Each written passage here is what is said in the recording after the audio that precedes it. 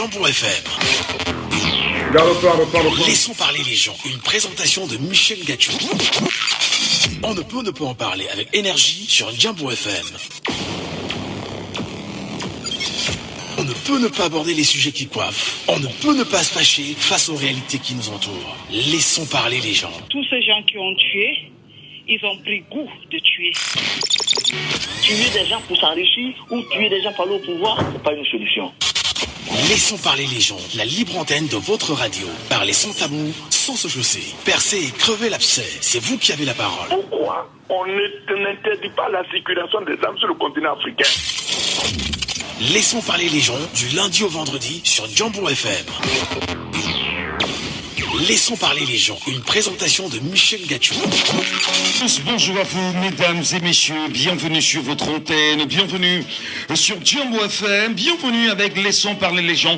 Votre libre antenne qui, encore ce matin, vous donnera la parole, mais surtout vous prendrez un plaisir à discuter, à débattre, à laisser vos analyses, vos commentaires et vos points de vue sur la radio en vue de construire un idéal nouveau, mais surtout reconfigurer, on dira, entre autres, le paradigme du Camerounais et surtout son logiciel. Perrin Fondja étant à la technique, Michel Ngachou au micro. Mesdames et messieurs, c'est un plaisir d'être encore là ce matin. Bienvenue à tous et à chacun. Laissons parler les gens. Premier sujet.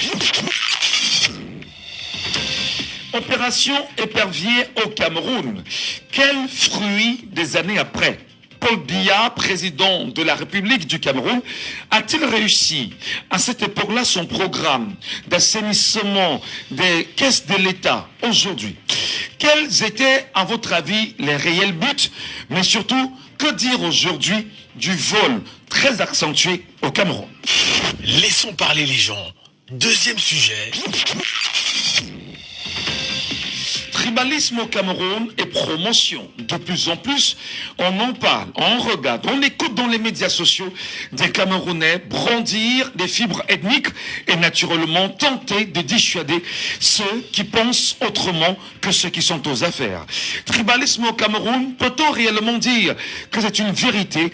Peut-on le dire que c'est un tribalisme d'État ou encore un tribalisme réel au sein des populations? Quel constat vous faites bien évidemment de la situation? Comment parvenez-vous naturellement à vivre avec cette promotion du tribalisme-là? Et que faut-il faire exactement avec l'avenir qui se veut quand même construit sur un idéal républicain? Mesdames, Messieurs, tribalisme et promotion au Cameroun, qui va enfin décider de punir? Laissons parler les gens, libérons la parole.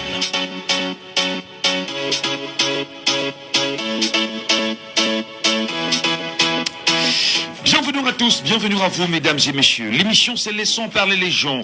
Et nous prenons un plaisir ce matin, naturellement, vous redonner la parole avec un espoir certain, vous écouter, vous entendre, prendre la pleine mesure de vos analyses, de vos commentaires, de vos points de vue, de vos réactions, afin de mieux construire un Cameroun que nous voulons fort, indépendant, juste, réel pour chaque peuple camerounais ou pour chaque population camerounaise. Parlons naturellement du premier sujet ce matin qui nous interpelle au plus profond de nous-mêmes. L'opération Épervier, lancée, souvenez-vous, il y a quelques années par le passé par le président Paul Biya lui-même. Opération Épervier. Qu'est-ce qu'on peut retenir des années après? Est-ce que l'opération Épervier était véritablement cette opération qui tentait réellement d'assainir les mentalités et de ramener un climat serein autour des affaires publiques au Cameroun? L'argent de l'État, qu'en avait-on fait? Qu'a-t-on fait? Et au regard des faits qui jalonnent le Cameroun aujourd'hui, avec des détournements massifs, avec, on va dire, entre autres, un certain nombre de projets structurants jamais réalisés, l'argent décaissé, ne sommes-nous pas, bien évidemment, en appel réel de cette opération Épervier? Paul Biya, président de la République du Cameroun, est-il le parfum de cette réalité? Madame et messieurs, on en parle ce matin au 674 39 79 04, 674 39 79 04 ou le 659 92 48 83. Appelez-nous également via le WhatsApp de l'émission au 691 98 60 98. 6 91 98 60 98.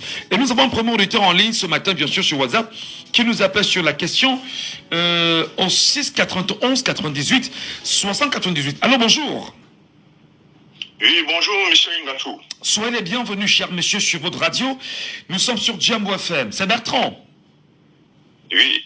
Alors, Exactement. nous revenons avec ce matin sur la table le bilan que les Camerounais devraient faire de l'opération Épervier, lancée, souvenez-vous, par Paul Biya, président de la République du Cameroun, en son temps, en vue d'assainir à la fois les mentalités, les caisses publiques, et lutter efficacement contre la corruption au Cameroun. Et surtout, on va dire, les détournements massifs. Quel bilan vous en faites aujourd'hui en tant que citoyen camerounais? Bertrand. Alors, Michel Ngatou, je vous remercie déjà ce matin de m'avoir passé la parole. Alors, j'aimerais que vous me laissiez un peu le temps parce que je n'ai pas pu intervenir pendant les semaines dans votre émission. Non, on ne peut pas avoir cette complaisance. Restez dans le sujet, s'il vous plaît, afin qu'on puisse bien avancer. Et ça nous permettra de bien faire. Je sais, mais bon, c'était une occasion de pouvoir m'exprimer aussi.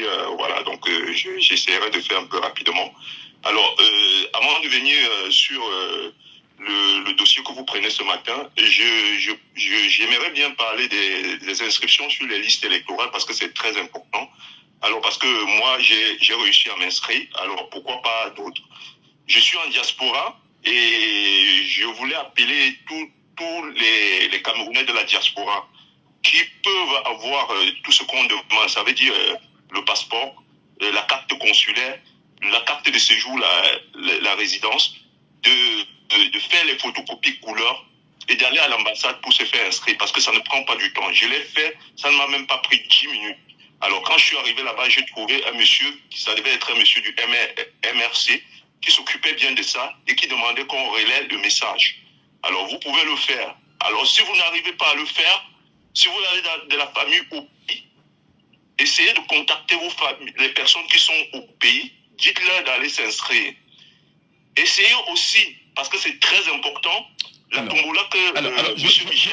J'aurais bien souhaité, Bertrand, je sais que l'information que vous passez est une information très importante d'ailleurs, mais restons d'abord dans le sujet du jour. Parce que les Camerounais ont fait la radio ce matin, parce qu'ils voulaient d'abord écouter cette information-là. On est dans un bilan de ce qu'on appelle l'opération EPV au Cameroun. La question des inscriptions sur les listes électorales, très important d'ailleurs, on en reparlera. Nous sommes dans ce bilan, s'il vous plaît, allons-y rapidement. Alors, monsieur Ngatou, si vous me permettez, ça couvre tout ça, parce que c'est très important déjà. Donc, alors, pour parler de l'opération Épervier, je dirais que aujourd'hui, franchement, on ne peut pas dire que le bilan a été réussi au niveau de l'opération Épervier. Parce qu'on a certes des personnes qui sont en prison, mais qui n'ont jamais été condamnées pour quoi que ce soit, donc qu'on n'a jamais jugé, et qui n'ont jamais remboursé ce qu'on les accuse d'avoir volé. Donc là, au niveau de l'opération Épervier, on ne peut pas, moi particulièrement, je ne peux pas dire que c'est quelque chose de réussi. Et pour revenir à cela, je dirais que franchement, quand on veut construire un pays, on doit se mettre entièrement, parce que construire un pays, c'est vraiment donner de son temps, c'est une mission qui nous est affectée, et vraiment, c'est exactement comme ce que vous êtes en train de faire. Je dirais que c'est pas une mission que vous l'avez pris comme ça, c'est vraiment spirituel. Parce qu'il y a des personnes qui le font spirituellement. Un président de la République ne vient pas comme ça. C'est de manière spirituelle. Donc, je pense que ceux qui sont autour du président doivent aider le président de la République à travailler. Parce que parfois, le président de la République ne maîtrise pas tout. Alors, si vous n'aimez pas vraiment votre pays, parce que même ce que vous êtes en train de faire, Michel Ngatou, c'est parce que vous aimez votre pays que vous le faites. Si vous n'aimez pas vraiment votre pays, vous allez passer seulement le temps à voler parce que vous n'imaginez pas que, voilà, avec cet argent-là, on peut construire le pays et permettre peut-être que le pays devienne un pays touristique, là où les gens peuvent venir visiter et que ça entre dans les caisses de l'État. Parce qu'aujourd'hui, on peut accuser le président de la République de tout. Mais le président de la République, il nomme les ministres et il ne doit pas tout assumer. Moi, je pense que quelqu'un qui aime son pays doit vraiment se battre pour que son pays soit vraiment pour que son pays soit émergent, quoi. Donc on peut pas tout le temps dire voilà, le président de la République a fait ceci, il a fait cela. Moi je pense que c'est plus les personnes qui sont autour du président de la République. Et je voulais aussi revenir à quelque chose, Michel Gatou, ça ne concerne pas trop le sujet. Je voulais revenir aussi à ce qui se passe dans les réseaux sociaux, parce qu'il y a certaines personnes qui encouragent le tribalisme dans les réseaux sociaux. C'est le deuxième sujet, bien évidemment, de ce matin. Si ça ne vous dérange pas, vous pourrez réintervenir pour ce deuxième sujet, Bertrand. OK? Ok, il n'y a pas de souci. Merci. Je voulais, parce que c'était très important. On le fera. Je voudrais que les gens sachent que, ici en Occident, pour construire les pays ici, les gens ont mis de leur volonté. Il n'y a pas question que les gens sont là pour s'enrichir. Les gens mettent de leur volonté pour construire le pays. Vous ne pouvez pas avoir les gens qui connaissent nos ministres et qui se mettent dans la tête directement qui vont s'enrichir. Non, c'est pas possible. Très bien. Parce que ici, quand tu t'enrichis illicitement, on cherche à savoir, c'est-à-dire qu'il y a des services qui cherchent à savoir comment tu t'es enrichi. Donc tu ne peux pas prendre l'argent dans les caisses de l'État pour t'enrichir, c'est pas possible. Merci beaucoup Bertrand. Merci beaucoup Bertrand. Revenez justement pour le deuxième sujet, n'hésitez pas, afin qu'on puisse bien évoluer. Madame, monsieur, ce matin, au 6 91 98 60 98 via WhatsApp uniquement, ça nous fera vraiment plaisir de vous écouter. Et nous avons choisi ce matin de replacer sur la table la question évidente de ce qu'on a appelé l'opération Épervier, initiée par le président de la République, M. Paul Biya, au cœur naturellement des années 2010, qui avait choisi à sa façon d'assainir les mentalités, de lutter contre la corruption, mais surtout les détournements massifs dans les caisses de l'État du Cameroun. Après toutes ces années, le Camerounais peut-il dire effectivement que l'opération Épervier était une opération de qualité, que l'opération Épervier avait apporté suffisamment ou a apporté au Cameroun? Quel est bien évidemment votre point de vue en tant que Camerounais? Qu'est-ce que vous en dites en tant que citoyen de ce pays? Nous vous écoutons. Appelez-nous au 6 74 39 79 04.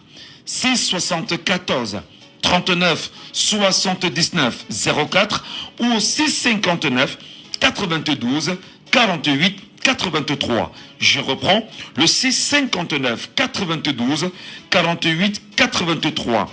Et au cœur naturellement de ce sujet hautement important, tentons bien évidemment de faire un lien avec l'actualité. Au Cameroun, peut-on dire effectivement qu'il y a un assainissement des mentalités autour de la gestion des biens ou de l'argent public? Peut-on dire effectivement qu'aujourd'hui, on vole moins qu'on volait hier? Est-ce qu'on peut dire aujourd'hui que le chef de l'État, M. Paul Biya, dans son opération Épervier, a encore le contrôle sur les finances publiques, a encore le contrôle sur la gestion de l'argent public, a encore le contrôle sur tous ceux qui sont autour de lui et qui ont, entre autres, on va dire, des poches aussi importantes en matière d'argent. Auditeur en ligne, il est avec nous? Il est parti. 6 74 39 79 04. 6 59 92 48 83. Nous avons bien sûr un auditeur avec nous sur WhatsApp ce matin qui nous appelle. Allô, bonjour. Bonjour. Bienvenue, cher monsieur. Nous vous appelons comment? Joël Penepel. Joël, vous nous appelez depuis Nebel ce matin. Opération Épervier.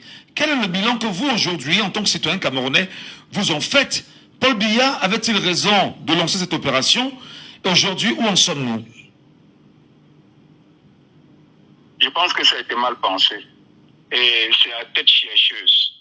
Cette opération était à tête chercheuse. Donc, vous-même, vous avez constaté qu'il y avait du 2 poids 2 mesures. Il y a des gens qu'on a pu relâcher parce qu'ils ont remboursé les corps de délit. Il y en a qui sont même là et qui veulent même rembourser, on refuse. Et tout, il y en a qui sont là depuis des années et qu'on n'a même pas jugé. Et tout ça, donc ça atteint tête chercheuse. Ça sert à quoi de garder les gens en prison si on ne peut pas récupérer le corps du délit pour investir, même pour faire nos hôpitaux, pour financer nos hôpitaux?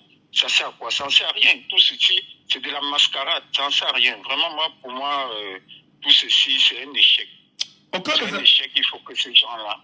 Au cœur, bien sûr, des années, on va dire, au cœur, à la fin des années 2009, 2010, à mon temps, des Camerounais ont l'impression que la volonté réelle du chef de l'État était de dire aux Camerounais, cessez de voler. Mais comment peut-on tenter de dire aux Camerounais, cessez de voler, et que le vol s'accentue davantage? Oui, en passant, je ne suis pas l'auditeur qui venait de partir, qui nous fait croire que c'est des à côté, il faut regarder les à côté. Non, c'est lui le chef, c'est lui qui les a mis là-bas.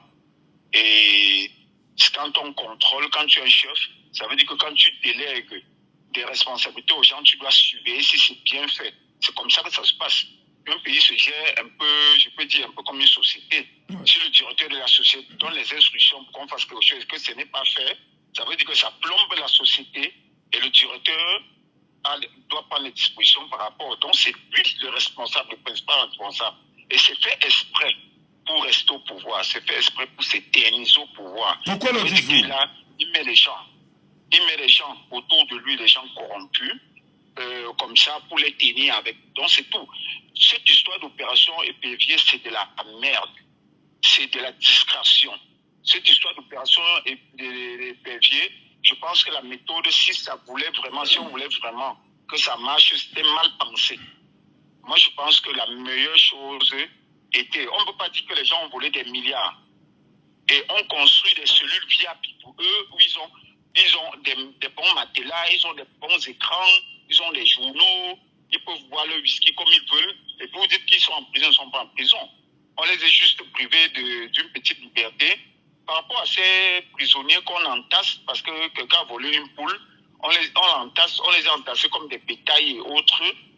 Et pendant ce temps, on a construit des cellules VIP pour des personnes qui ont volé des milliards, qui ont tué. Parce que le problème n'est pas de penser, parce que quand on arrête un bandit, on dit qu'il a tué quelqu'un, que c'est des braqueurs qu'ils ont tué et autres. On les condamne. Ces personnes qu'on a arrêtées, ces voleurs de milliards, c'est la même, ils ont aussi tué.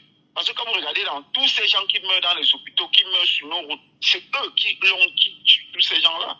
Parce qu'ils ont volé l'argent qui était destiné à faire cela. C'est aussi simple que ça. Mais ça, c'était de la discrétion que ces gens-là, vraiment, qu'on nous laisse avec cette histoire d'opération épervier, ça n'a servi à rien.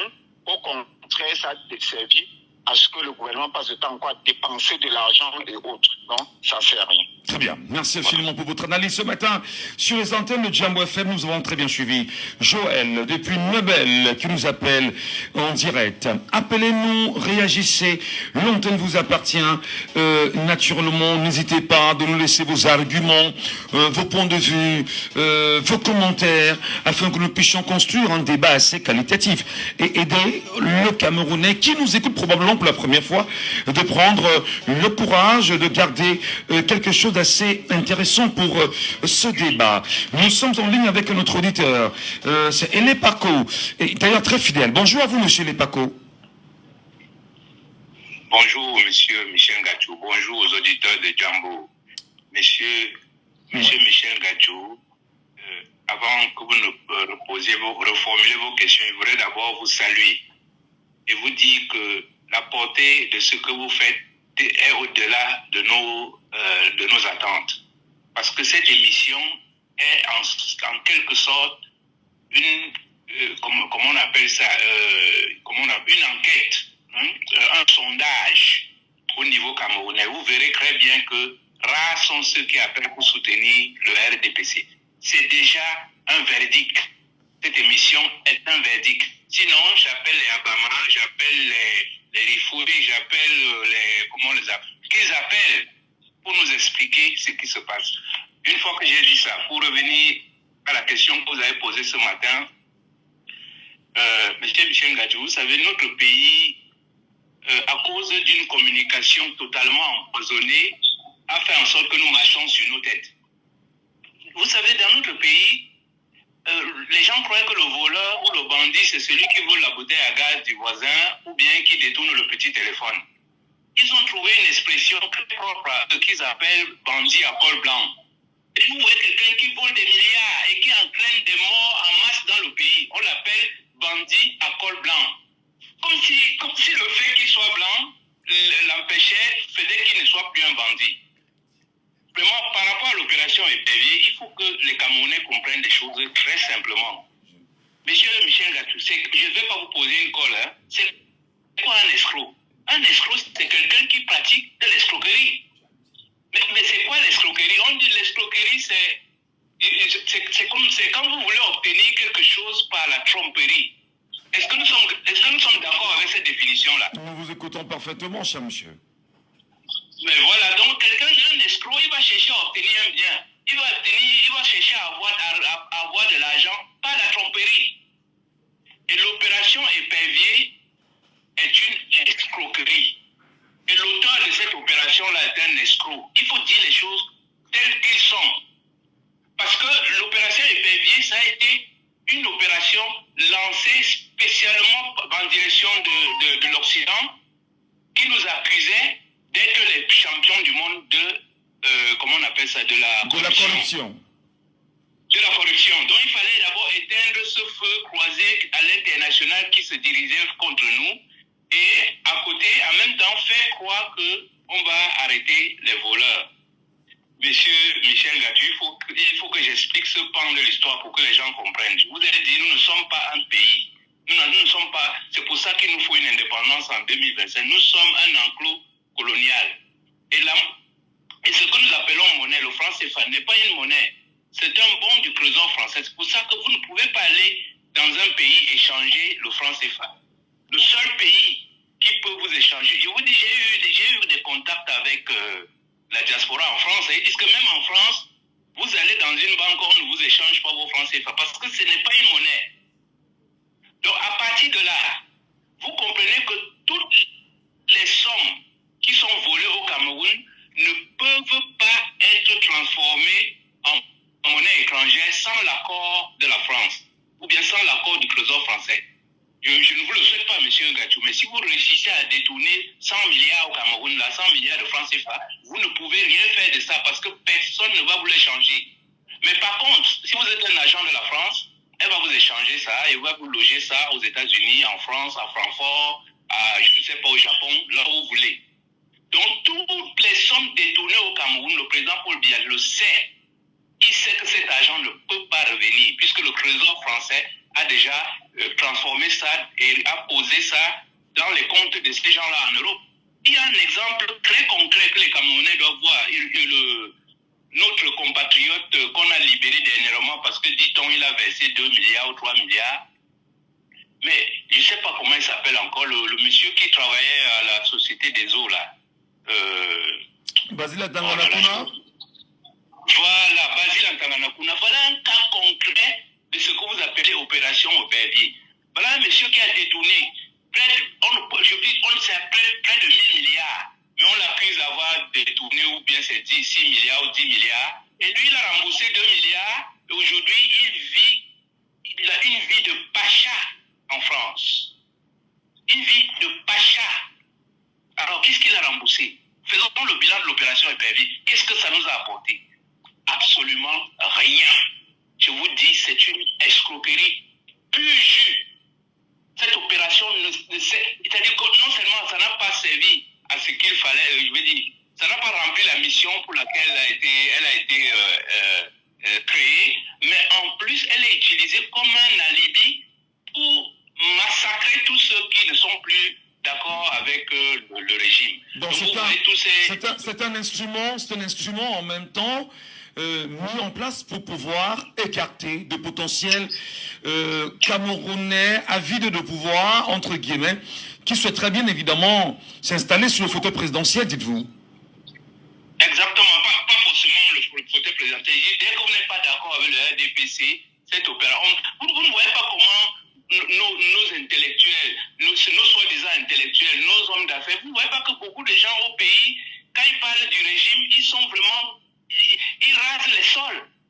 Parce qu'ils ont plein de casseroles. Le régime agite ces casseroles en disant, mais je vous dis, même jusqu'à nos directeurs de publication, ils sont noyés dans je ne sais quoi, parce que c'est un enclos colonial. On sait tout sur nous. Je vous dis, monsieur Michel Gatou, là où vous êtes là, le régime connaît quelle est votre situation financière à 1 centime près. Si vous étiez quelqu'un de corruptible, vous aurez déjà arrêté cette émission-là. Donc c'est aussi simple que ça. Donc, je vous dis, c'est une escroquerie pure.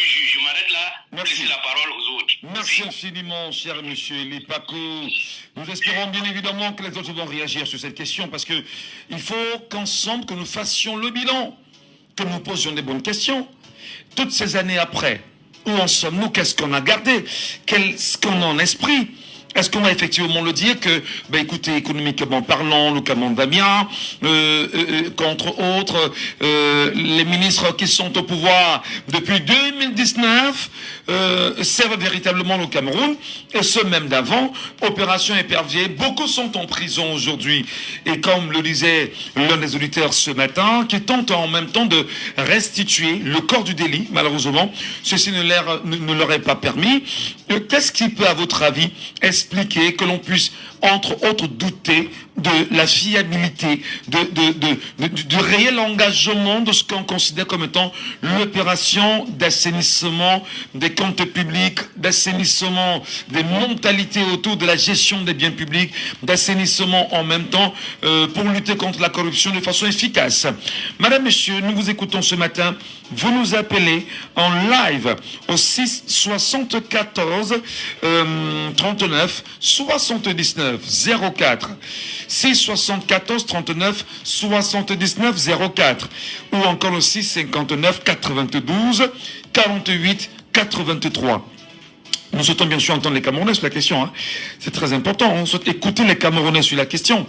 Parce qu'il s'agit là quand même d'un bilan que chacun devrait faire pour l'avenir.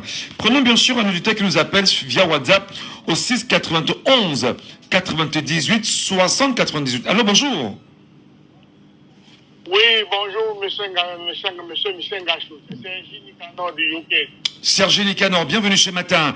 Sergi Nicanor, nous parlons, comme vous le savez, de l'opération Épervier au Cameroun. Qu'est-ce que les Camerounais peuvent retenir de cette opération? Qu'est-ce que cela nous a apporté véritablement, Sergi?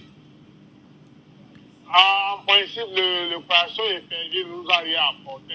C'est juste une supercherie pour essayer de faire semblant comme quelqu'un balaye la maison, au lieu de jeter la saleté dehors. Tenez bien le micro, tenez bien le téléphone parce qu'on vous entend.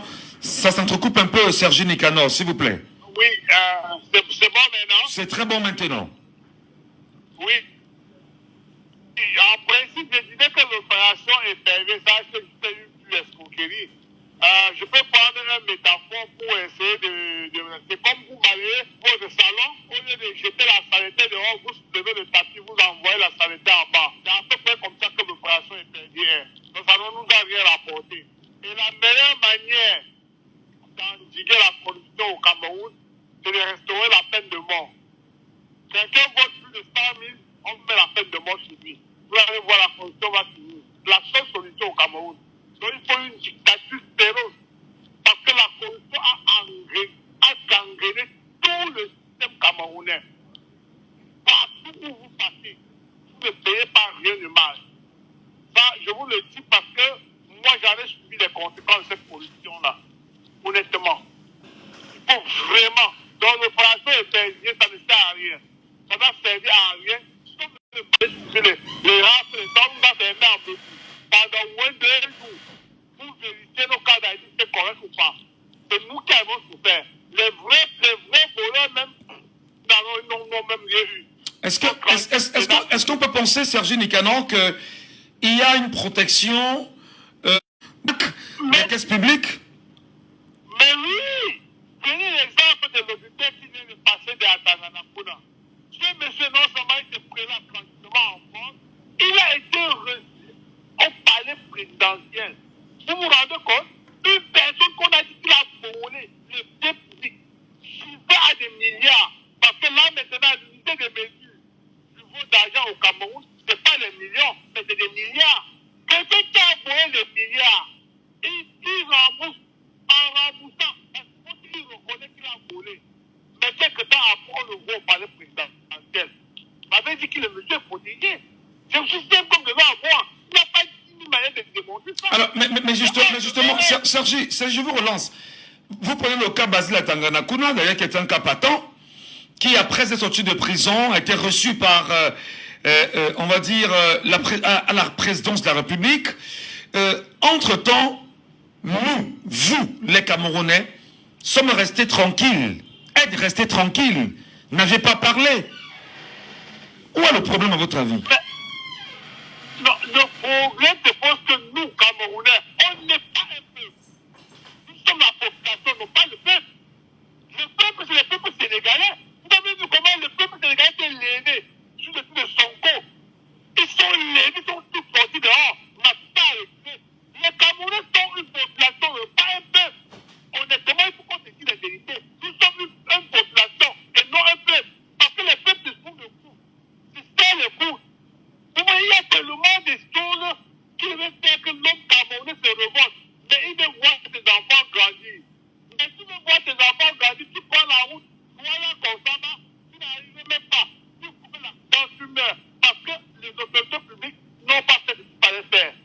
Mais on est toujours là qu'on veut voir nos enfants grandir. On ne fait pas la politique. Comme on vous dit souvent, si vous ne faites pas la politique va vous faire et d'une manière très très drastique. Bon, je ne connais pas vos pouvoirs, mais c'est exactement ça. Ah oui, c'est exactement ça. Alors, Donc, Camerounais doit savoir revendiquer ses droits. Excusez-moi, il y a fait une parenthèse avant de laisser la parole aux autres auditeurs. Il circulait sur les réseaux sociaux un temps que quand tu entres dans le taxi et que tu essaies de donner ton opinion par rapport au gouvernement et tout, on t'a arrêté, ça ne peut pas pouvoir se mettre comme ça. Nous, on a reçu tous ces messages ici à Diaspora. Que quand quelqu'un prend le taxi, il parle, il fait tranquille, sinon on va l'amener à Bonanjo. Vous voyez à quel niveau l'homme camerounais a peur. Vous croyez, moi, monsieur Gatouja, dans le taxi, je te donne mon opinion. Un civil qui ne sait d'où il sort, il dit qu'il va m'arrêter pour m'amener à Bonanjo parce que j'ai parlé de qui est vrai, pas que c'est le mensonge. Vous croyez que moi, je ne peux pas accepter ça? Franchement, nous, on n'est pas un peuple, monsieur Gatouja, il faut qu'on te dise la vérité. Le Cameroun n'est pas encore le sang. Je prends un exemple ici, monsieur Gatouja. Ici, dans la diaspora, notre peuple fait camerounais préfère traiter avec un étranger, soit ivoirien, tchadien, ghanéen, nigérien, pas son peuple fait camerounais. Je vous le jure. C'est les conséquences que nous, on dit dans la diaspora. Alors, dites-moi comment on va aller contre ce gouvernement. oh là là. C'est impossible. On peut y être ensemble. D'accord. Alors, on vous a compris. Donc, pour vous, l'opération Épervier n'a servi à rien. Voilà. Non, c'est rien du tout, rien du tout. Merci infiniment. Juste à camoufler les choses. Merci, bonne journée à vous. Merci, bonne journée à vous. Auditeur en ligne, alors, bonjour. Bonjour, monsieur Michel. Bienvenue, monsieur Saban. Oui, je suis à Boya. Depuis Bouya. Opération Épervier. Qu'est-ce que les Camerounais retiennent de cette opération? Vous particulièrement, qu'est-ce que vous retenez de l'opération Épervier, monsieur Saban? Monsieur Michel, c'est un machin. C'est un machin. Oui, c'est un machin, c'est rien du tout. C'est juste un clientélisme politique. Le président a créé cette opération parce que il va balancer les épées de Damoclès sur la tête de ceux qui sont têtus envers lui, ceux qui cherchent sa place. Ce n'est rien du tout.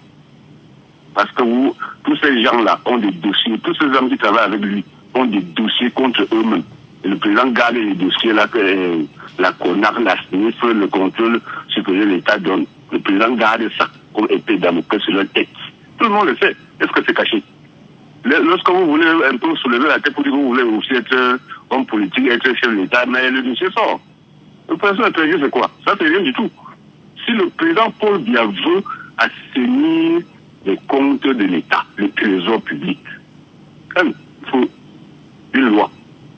Enrichissement illicite, monsieur Michel. Il faut un article dans la Constitution. Enrichissement illicite. 2. Déclarer ses avoirs avant de prendre quelques fonctions dans le gouvernement. Mais c'est déjà connu, c'est l'article 66 de la Constitution du Cameroun. Michel. Le président Paul Biya sait, lui-même il a déclaré c'est bien, il sait très bien comment faire pour assainir les fonds publics. C'est un haut fonctionnaire, il connaît comment faire pour assainir, et on voit ça dans les autres pays. Il n'a pas envie de faire quoi que ce soit. Il veut seulement rester au pouvoir. Il n'est pas un homme d'État, il est un homme politique. Il veut rester sur sa chaise éternelle comme un roi. Et puis pour ne rien travailler. Voilà. Notre pays actuel, nous sommes tombés très très bas. Et les gens ne voient pas ça. Alors, mais justement, sur cette question, Monsieur Saban, vous êtes d'ailleurs sur cette observation qui est la vôtre ce matin. Le peuple camerounais est-il donc conscient, si on s'en tient à ce que vous dites, que c'est une épée de Damoclès que l'on tient sous la tête de ceux qui veulent, à un moment donné, lever la tête et démontrer qu'ils ont eux aussi un mot à dire? Qu'est-ce qu'on fait? Est-ce qu'on tient ces derniers captifs? Est-ce qu'il ne faudrait pas revenir à une vraie opération, cette fois-ci, qui engage le peuple camerounais et qui est comment dire ça, sur laquelle le peuple camerounais a son droit de parole, a son regard? Monsieur Michel, avec un parlement, on peut sortir ce genre de loi. La majorité obèse du RDP ne laissera jamais faire quoi que ce soit. Monsieur Michel, si le président de la République était franc, tous ces services-là, qui luttent contre la corruption, la CONAC, la SNIF, le contrôle du supérieur de l'État, on devait leur dire de citer, d'amener ces gens, citer ces gens au tribunal directement. Et non au lieu de faire contourner, aller d'abord à la présidence, au ministère de la Justice. On devait leur demander de les citer directement au tribunal et les faire juger. Qu'est-ce que le peuple peut faire? Nous avons un parlement inutile. Il n'y a autour qu'un deux députés. Le noir Jean-Michel Michel et le noir Kabila Libi. Qu'est-ce que le peuple peut faire, monsieur Michel? Alors, nous n'avons pas de leader qui peut nous amener, qui peut nous donner les mots d'ordre que aujourd'hui on fait telle chose. Le peuple doit faire telle chose. Demain, le peuple doit faire telle chose. Qu'est-ce qu'on peut faire? Alors, vous voyez comment est la situation. On est supposé, pour vous, être dans le contrôle de l'action gouvernementale menée par les députés à l'Assemblée nationale. Vous n'y croyez pas. Peut-on réellement... Enfin, et vous accusez d'ailleurs la majorité obèse du RDPC à l'Assemblée nationale. Est-ce qu'on peut dire justement, dans cette configuration, que le peuple camerounais, dans sa globalité, est dans l'étau de ceux qui nous tiennent et font ce qu'ils veulent de ce pays aujourd'hui? Monsieur Michel, le peuple est dans un étau qui sert fort. Ce que nous devons faire, c'est nous inscrire, comme on dit, faire une vote sanction, surveiller les résultats, mais tout en disant à M. Abraham et le docteur Eric Soussé qu'ils seront tenus pour responsables de ce qui va arriver. Parce que le peuple ne peut rien. Et nos leaders là, les partis politiques, autres sociétés civiles, les syndicats, ils doivent être dans l'action, monsieur Michel. Le peuple doit être... Je voudrais toujours dire que le peuple a besoin d'un leader qui le conduit dans les actions publiques. S'il n'y a pas un leader charismatique qui donne les mots d'ordre, le peuple sera là toujours comme ça. Vous voyez qu'est-ce qu'on peut faire? On ne peut rien. Le RDP s'est embrigadé tout. Même les élections, je vous l'ai dit, dans une émission là, vous avez posé un sujet sur la table et vous avez dit que je serais très surpris de voir qu'on dépasse 8 millions. Vous allez voir à la fin. Ils vont vous dire qu'on n'atteint pas 8 millions. Et pourtant, nous voulons au moins 15 millions de votants avec les cartes d'électeurs. S'il n'y a pas ça, le docteur Éric Soussé doit nous expliquer cela. Il doit expliquer ça au peuple, pourquoi est-ce qu'on atteint, malgré ce engouement, pourquoi est-ce qu'on n'atteint pas au moins 15 millions de votants. Très bien. C'est ça, monsieur Michel. Merci infiniment, monsieur Saban. Très bonne journée à vous. Et je rappelle en même temps que depuis 2006, cette opération épervier avait été d'ailleurs initiée et qui avait connu, on va dire, cette vaste opération judiciaire menée dans le cadre de la lutte anticorruption au Cameroun. On a eu des gens qui ont été condamnés. Ephraim Inouni avait été arrêté en 2012 dans le cadre de cette même opération, dont ce ministre et dirigeants d'entreprises publiques ont été arrêtés et condamnés. Alors, est-ce qu'on peut dire effectivement aujourd'hui que l'opération épervier a été d'un apport qualitatif au Cameroun? Auditeur, on y a le bonjour. Oui, bonjour, M. Michel, c'est M. Fometti, depuis Paris. Bienvenue, M. Fometti. Peut-on bien évidemment dire qu'il y a eu opération épervier? Malheureusement, jusqu'à aujourd'hui, l'État du Cameroun n'a jamais dit aux Camerounais si l'argent a été récupéré ou pas. Commentaire. Waouh, M. Michel, ça me fait rigoler quand j'entends ça. Ça me fait rigoler. Parce que si vous voulez, pour moi, d'abord, le premier perviable, c'est d'abord M. Biya lui-même. Ah bon? C'est le premier. Et après, il a créé un truc pour régler ses comptes. Malgré que ces ministres ont fait des détournements, j'enrichis ce que M. Savon a dit. Malgré que ces ministres ont fait des détournements, mais il a fait créer ce truc pour régler ses comptes à qui ose lorgner son fauteuil. Donc, il n'y a rien dedans. Parce que le premier perviable, c'est d'abord lui. C'est d'abord lui. Mais comment pensez-vous que le président de la République, qui est celui qui tient toutes les manivelles, soit le premier perviable? Quels sont vos arguments? Pourquoi le dites-vous? Mais M. Michel Ajou, on parle de quelqu'un il a fallu que la diaspora, que nous, on se mobilise ici pour que Biya fait 2 ans au Cameroun sans voyager. On parle de quelqu'un qui passe, comptez sur les 45 ans, comptez le nombre d'argent que M. Biya a versé à l'hôtel intercontinental en Suisse. Comptez cet argent. Comptez cet argent. Chaque jour, on nous parle des dons de chefs d'État, dons de ceci, dons de cela. Et donc, vous croyez que tellement M. Biya est le plus riche du monde. Il a passé toute sa vie qu'à faire des dons. A fait des dons aux Camerounais. Donc, il a passé à me moquer des Camerounais. Dons de chefs d'État par-ci, dons de chefs de... Donc, c'est nous, comme on dit souvent, chaque peuple mérite ses dirigeants. Chaque peuple mérite ses dirigeants, M. Michel Gadjou. Parce qu'il y a tellement de trucs qui ont été montés pour dire on combat la corruption. On a cité des ministres qui sont en poste. On parle de la Camposte. On vous parle du ministre de la Maison territoriale qui a détourné 500 millions là. Je ne sais même rien par rapport à tout ce qu'il a eu à faire dans ce pays. Donc on parle des ministres et ils sont là, ils sont en poste. On parle de quelle personne? Mais est-ce que Paul Biya, à pareil moment, peut décider justement de relancer cette opération épervier? D'aucuns pensent que s'il le fait, c'est parce qu'il rechercherait des bonnes grâces du Cameroun ou des Camerounais qui diront qu'enfin, on pensait qu'il ne dormait pas, il est debout. Mais est-ce qu'une telle opération serait la bienvenue en ce moment? Si oui, pourquoi? Monsieur Michel Gadjou, la seule bonne opération que M. Biya peut faire, c'est s'arrêter lui-même avec ses ministres et qui vont en prison pour tout le mal qu'ils ont causé au Cameroun. Parce qu'il ne paye à rien. La seule chose que pour moi, personnellement, qui peut faire encore que M. Biya sorte par le haut, c'est de faire la paix dans les 2 zones anglophones. C'est de sortir les prisonniers politiques et aller à Bouya, à Bamenda, faire la paix dans ces 2 zones-là. Le reste des opérations européennes, tout ça, c'est là. Il a pris des gens pour ceux qui rêvaient de diriger aussi le Cameroun. Et ceux-là, ils ont même fait des choses. Ils ont fait des choses. Ils ont détourné des biens. Mais c'est qu'à un moment, ils ont levé la tête. Le seul fait que Biya, pour moi, qu'un jour je pense que non, ça c'était un président du Cameroun, c'est d'aller faire la paix dans là où il écrit cette sale guerre qui tue, qui envoie les Camerounais sans te tuer là-bas.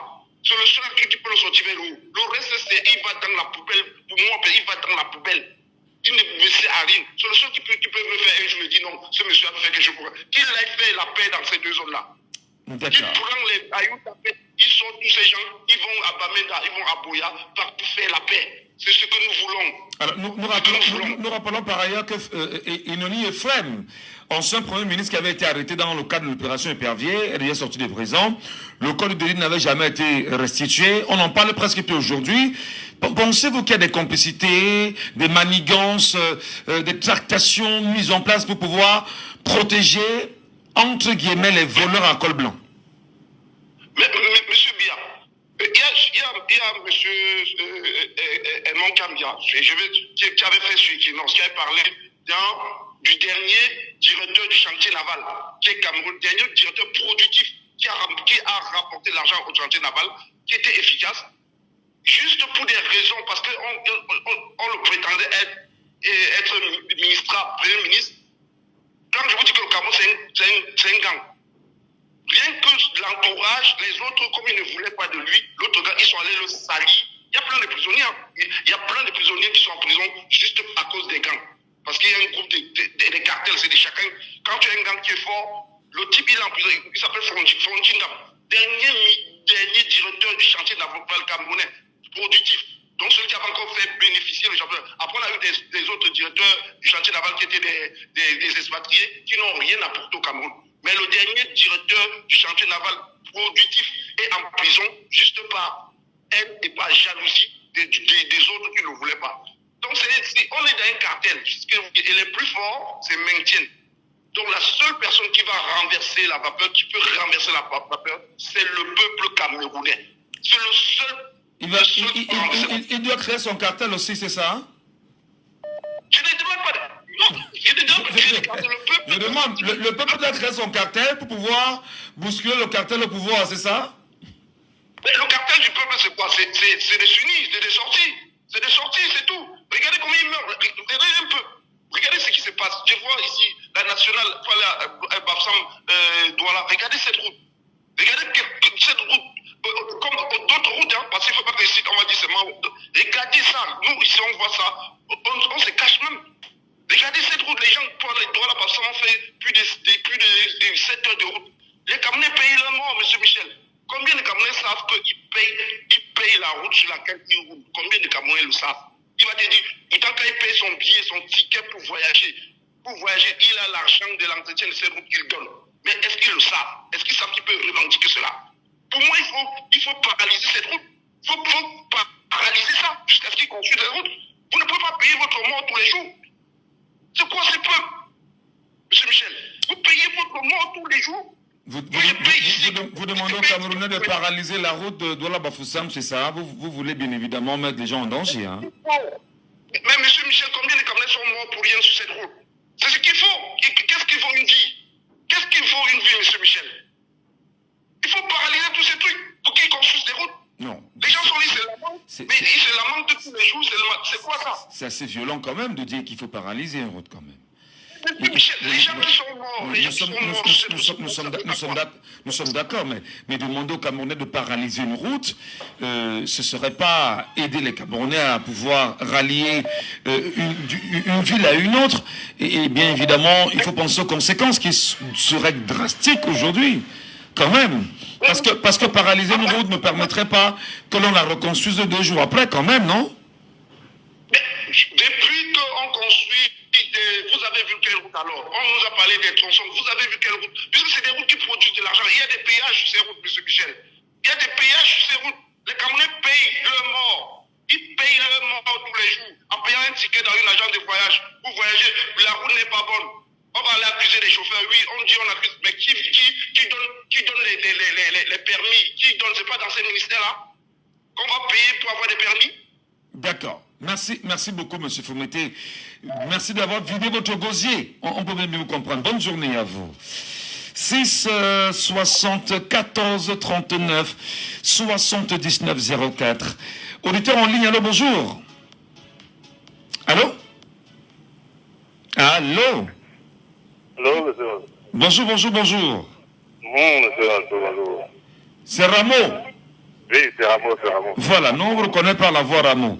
Alors Rameau, opération épervier de 2006 à 2024 aujourd'hui, qu'est-ce que cette opération a apporté ou apporte encore au Cameroun? Dans cette opération, monsieur Michel, vraiment c'est des histoires. C'est la comédie. Il nous endorme avec ça. Je suis tout à fait d'accord avec le tonton qui vient de passer la partie, vraiment. Il a tout dit. Le Cameroun a les dirigeants qui méritent. Le peuple a accepté. On doit vivre ça. Ouais, parce que le pouvoir, c'est le peuple qui détient le pouvoir. Donc si nous restons tranquilles, ça veut dire que nous-mêmes, nous n'avons pas le droit de nous plaindre. Ouais. Très bien. On n'a pas le droit de nous plaindre. On espère que le message est passé. Merci beaucoup, Rameau. Auditeur en ligne, allô, bonjour. Bonjour, monsieur Ngatou. Bienvenue, cher monsieur. Nous vous appelons comment? Alain Patrice. Vous vous appelez comment? Alain Patrice. Alain Patrice. Oui. Alors, nous parlons de l'opération épervier de 2006 à 2024 aujourd'hui. Qu'est-ce que le peuple camerounais doit retenir de l'opération lancée par M. Paul Biya lui-même? Tout ça, c'est la dispersion, monsieur Ngatou. Tout ça, dit tout à l'heure qu'on doit acquitter voilà. Aïe. Pourquoi on a la peine à vous avoir? Allô? Oui, ce que je vais suggérer, c'est que on doit se lever, on ne doit plus payer le péage. On ne doit plus payer les péages à partir de lundi qu'on arrête de plus payer les péages. Donc, une personne s'arrête, pour les autres, c'est chaud. Aïe, aïe, aïe, aïe, aïe, aïe, aïe, aïe. Alain Patrice, j'avoue que la communication n'est vraiment pas bonne. Tentez de nous revenir. Ou à défaut, vous nous appelez via WhatsApp. Nous pourrons vous écouter bonnement via WhatsApp. Et là, il n'y a pas de problème. On vous entendra sans souci. N'hésitez pas, ok, Alain Patrice. 6 91 98 60 98. 6 91 98 60 98 via WhatsApp uniquement. Vous pourrez nous avoir. Prenons l'auditeur avec nous en ligne. Allô, bonjour. Bonjour, bienvenue, cher monsieur. Bonjour. Nous vous appelons comment? Adrien depuis Kribi. Adrien depuis Kribi, de plus en plus présent sur nos antennes. Merci beaucoup. Nous parlons bien sûr de l'opération Épervier. Adrien, qu'est-ce que toi, en tant que citoyen camerounais, tu retiens de cette initiative de M. Paul Biya lui-même? Merci d'avoir me passé la parole. Baissez le volume de votre radio. Mettez-vous où on peut vous écouter sans problème. Et rapprochez le téléphone de la bouche, s'il vous plaît.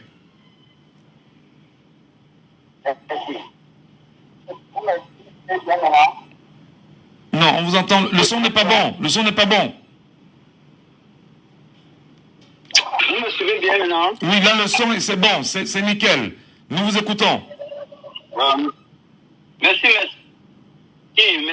Merci mon frère de m'avoir passer la parole ce matin avec beaucoup d'insistance depuis hier pour l'avoir. Ce n'est pas facile. Je crois que la ligne est tellement chargée de la qualité de vos programmes. Nous vous encourageons. Ce que je dis pour l'opération Épervier ce matin, nous constatons que c'est juste une institution pour enrichir le fonds public comme d'habitude au Cameroun. La première est que ces institutions ne nous apportent du tout rien. L'opération Épervier au Cameroun n'est qu'une histoire qui est à l'image de notre gouvernance. Si M. Biya veut démontrer aux Camerounais que l'opération Épervier avec toutes les autres institutions mises en place pour pouvoir traquer les bandits à col blanc, comme lui m'a si bien dit. Et il nous arrête d'abord ces bandits de Covid-Gate et Kangate. Parce que les dossiers de Covid-Gate et Kangate sont posés sur sa table, il est de cela que il est resté bouche cousue. Parce qu'il crée une institution, c'est lui qui tient le commande. Comme on dit souvent, on donne la chèvre à quelqu'un et on arrête la corde. Nous constatons que toutes ces institutions n'est pas à l'image de la gouvernance de M. Biya.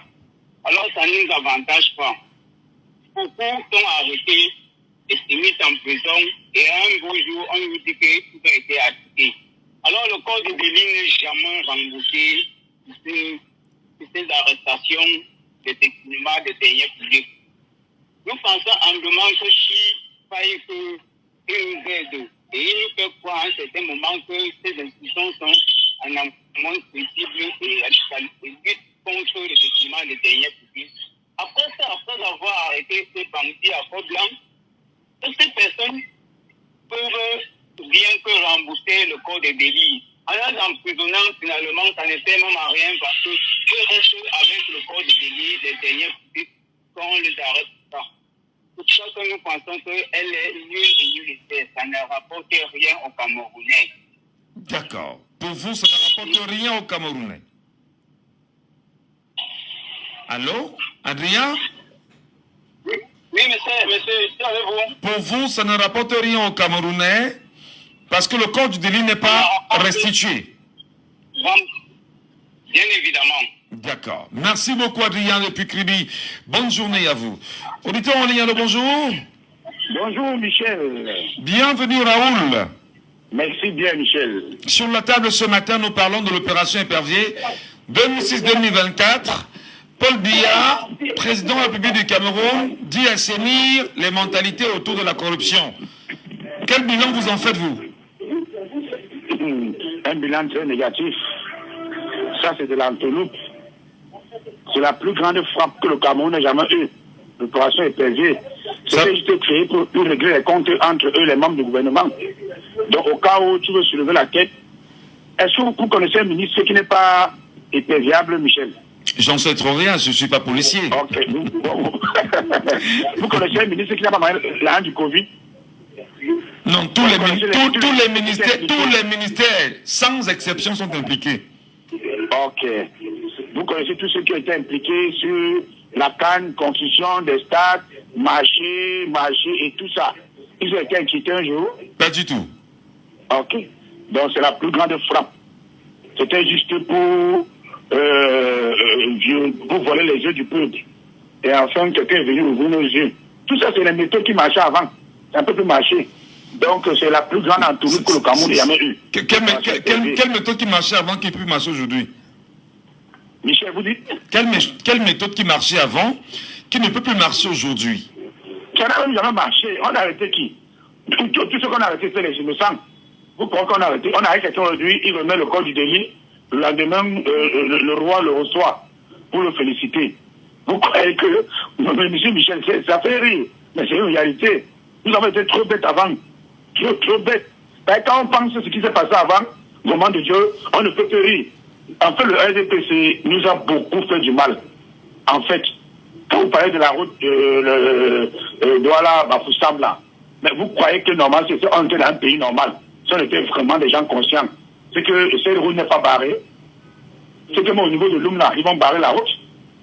Vous avez vu peut-être dans un autre pays où il y a un accident, peut-être comme ça s'est passé en Djungo. Dernièrement là, les populations de Banga seront sorties et barrer la route. Que tant qu'on ne repart pas le tronçon, rien ne peut plus passer. Et en fait, quand ils font ça, l'homme prend le relais. Et quand l'homme prend le relais, Djombe prend le relais. C'est comme ça que ça se passe dans un pays normal où il y a du peuple. Visiblement, vous voulez soulever le pays, hein? Monsieur Michel, ce n'est pas soulever le pays. Mais quand vous amplifiez une telle communication, les Camerounais qui sont sur cet axe routier peuvent se lever et commencer à barrer les routes. Et pourtant, penser aux conséquences aussi. Non, je vous donne un exemple, je ne vous coupe pas. Quand il n'y a pas la lumière d'un quartier, quand on bat la route, la sonnette ne rétablit pas rapidement. Moi, je vous donne un exemple. Est-ce que vous pensez que pour tout avoir, il faut toujours avoir un soulèvement populaire pour tout avoir, pour obtenir ce que vous voulez en tant que peuple? Quand on a un gouvernement délinquant, quand on a un gouvernement que depuis plus de 42 ans, ils n'ont rien fait. Vous voulez qu'on utilise quelle méthode? On part tout dans la paix et dans la paix et dans la transparence. C'est ce que vous voulez? Monsieur Michel, c'est très grave. L'un n'est plus la paix et la transparence. Il faut danser le son qu'ils ont mis. C'est ça qu'on doit faire maintenant.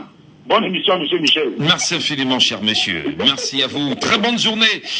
Merci. Raoul depuis DIA. Merci. Allez, madame, monsieur, retour en studio. Nous sommes avec vous sur Jumbo FM, mesdames et messieurs. Dans un instant, nous allons passer au deuxième sujet de ce matin. Mais surtout, nous disons merci à tous et à chacun. Il y a un auditeur en ligne d'abord. On le prend d'abord. Allô, bonjour. Bonjour, monsieur le communicateur sans frontières de Jumbo FM. Bonjour, papa fidèle. Vous allez bien? Non, très très bien, comme le Cameroun, mon frère. D'accord. Alors, papa fidèle, nous espérons que vous comprendrez dans le sujet de ce matin. Nous parlons de l'argent que les gens volent au Cameroun. Hein? Ouais. Et que Paul Biya, depuis 2006, a dit qu'il a lancé l'opération Épervier pour les arrêter. Alors, nous, on veut bien savoir, après toutes ces années, qu'est-ce que le Cameroun a gagné? Est-ce qu'on vous a dit un seul jour qu'on a au moins récupéré l'argent que ces derniers ont volé? Monsieur le communicateur sans frontières de Jumbo FM. Oui, papa. L'opération Épervier, c'est un drone au Cameroun qui contrôle les membres du gouvernement. Ça veut dire quand tu lèves la tête, on frappe. Hein? Oui. Il n'y a pas seulement l'opération Épervier, il y a la police des polices qui contrôle les hommes de la société. Que si on voit, je vais vous dire quelque chose. Les gens, beaucoup de ministres ne vont pas aux cérémonies dans leur village parce qu'ils ne veulent même pas s'asseoir même table avec ceux qui lèvent la tête du Cameroun. Parce que quand ils marchent, on les suit de près, derrière. Et ils ne partent pas dans leur village. Donc, pour éviter ce genre d'opération Épervier, ce n'était pas pour faire quelque chose qui devait rendre compte à quelqu'un. C'est pour suivre, c'est une machine à surveillance du membre du gouvernement. Il y a maintenant aussi l'autre, on appelle le redressement. Le redressement, c'est pour les hommes d'affaires qui ne sont pas dans le gouvernement. Donc, vous voyez, c'est le même nom. Opération Épervier, redressement et police de police. C'est le même nom. Donc, c'est réparti. C'est une tour de contrôle. Celui qui lève la tête quand tu as ton entreprise. Vous voyez, à un moment donné, Mohamed n'était plus aux affaires de l'État. Il est allé à la FECAFOOT. Quand on a cherché à l'enlever à la Festaco, ça n'a pas marché. On est rentré encore à la Côte de Coton, qui était quitté, ça faisait longtemps, pour le prendre. Et là, je vais même rappeler que le premier contrôleur qui était parti pour faire l'audit avait rendu son détournement. Je pense que bien si j'ai bonne mémoire, je pense que c'était un peu comme ça. Alors, pas pour dire que l'opération était venue pour arrêter ce qui vole au pays. Celui qui avait construit sa villa à 23 milliards de francs, qui disait que c'est la suite de son front, je ne sais pas s'il vit encore. Il a travaillé. Quel membre du gouvernement peut travailler jusqu'à avoir 23 milliards pour construire seulement une villa à M. Gato, qui n'a même pas d'entreprise au Cameroun, qui encadre 22 Camerounais. Et il construit sa villa de 23 milliards. Pourquoi l'opération intervient n'a pas inquiété? Vous comprenez un peu que c'est une machine qui a son rôle. Donc, je ne peux pas les activer. Ils sont entrés, dès qu'on l'avait créé, ils sont entrés dans leur bon rythme jusqu'à présent. Il n'y a pas encore eu de défaillance pour eux. Ça travaille très bien. Ce n'était pas pour le peuple. Bonne mission. Merci infiniment. Merci beaucoup. Merci beaucoup, monsieur Fidèle. Allez, madame, messieurs, nous sommes sur Djambo FM. Dans un instant, nous parlerons tribalisme au Cameroun. Nous demanderons exactement pourquoi jusqu'ici, on n'a presque jamais puni qui que ce soit autour des propos tribalistes. Qui sont ceux qui l'encadrent? Et bien évidemment, comment peut-on rentrer dans une promotion réelle de cet état des choses autour d'une société camerounaise? Laissons parler les gens. Deuxième sujet.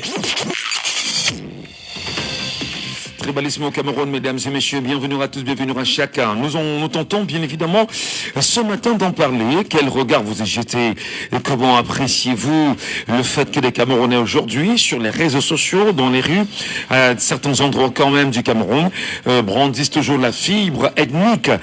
Tribalisme au Cameroun, au moment où nous sommes bien sûr en République, comment revenir à un climat de sérénité?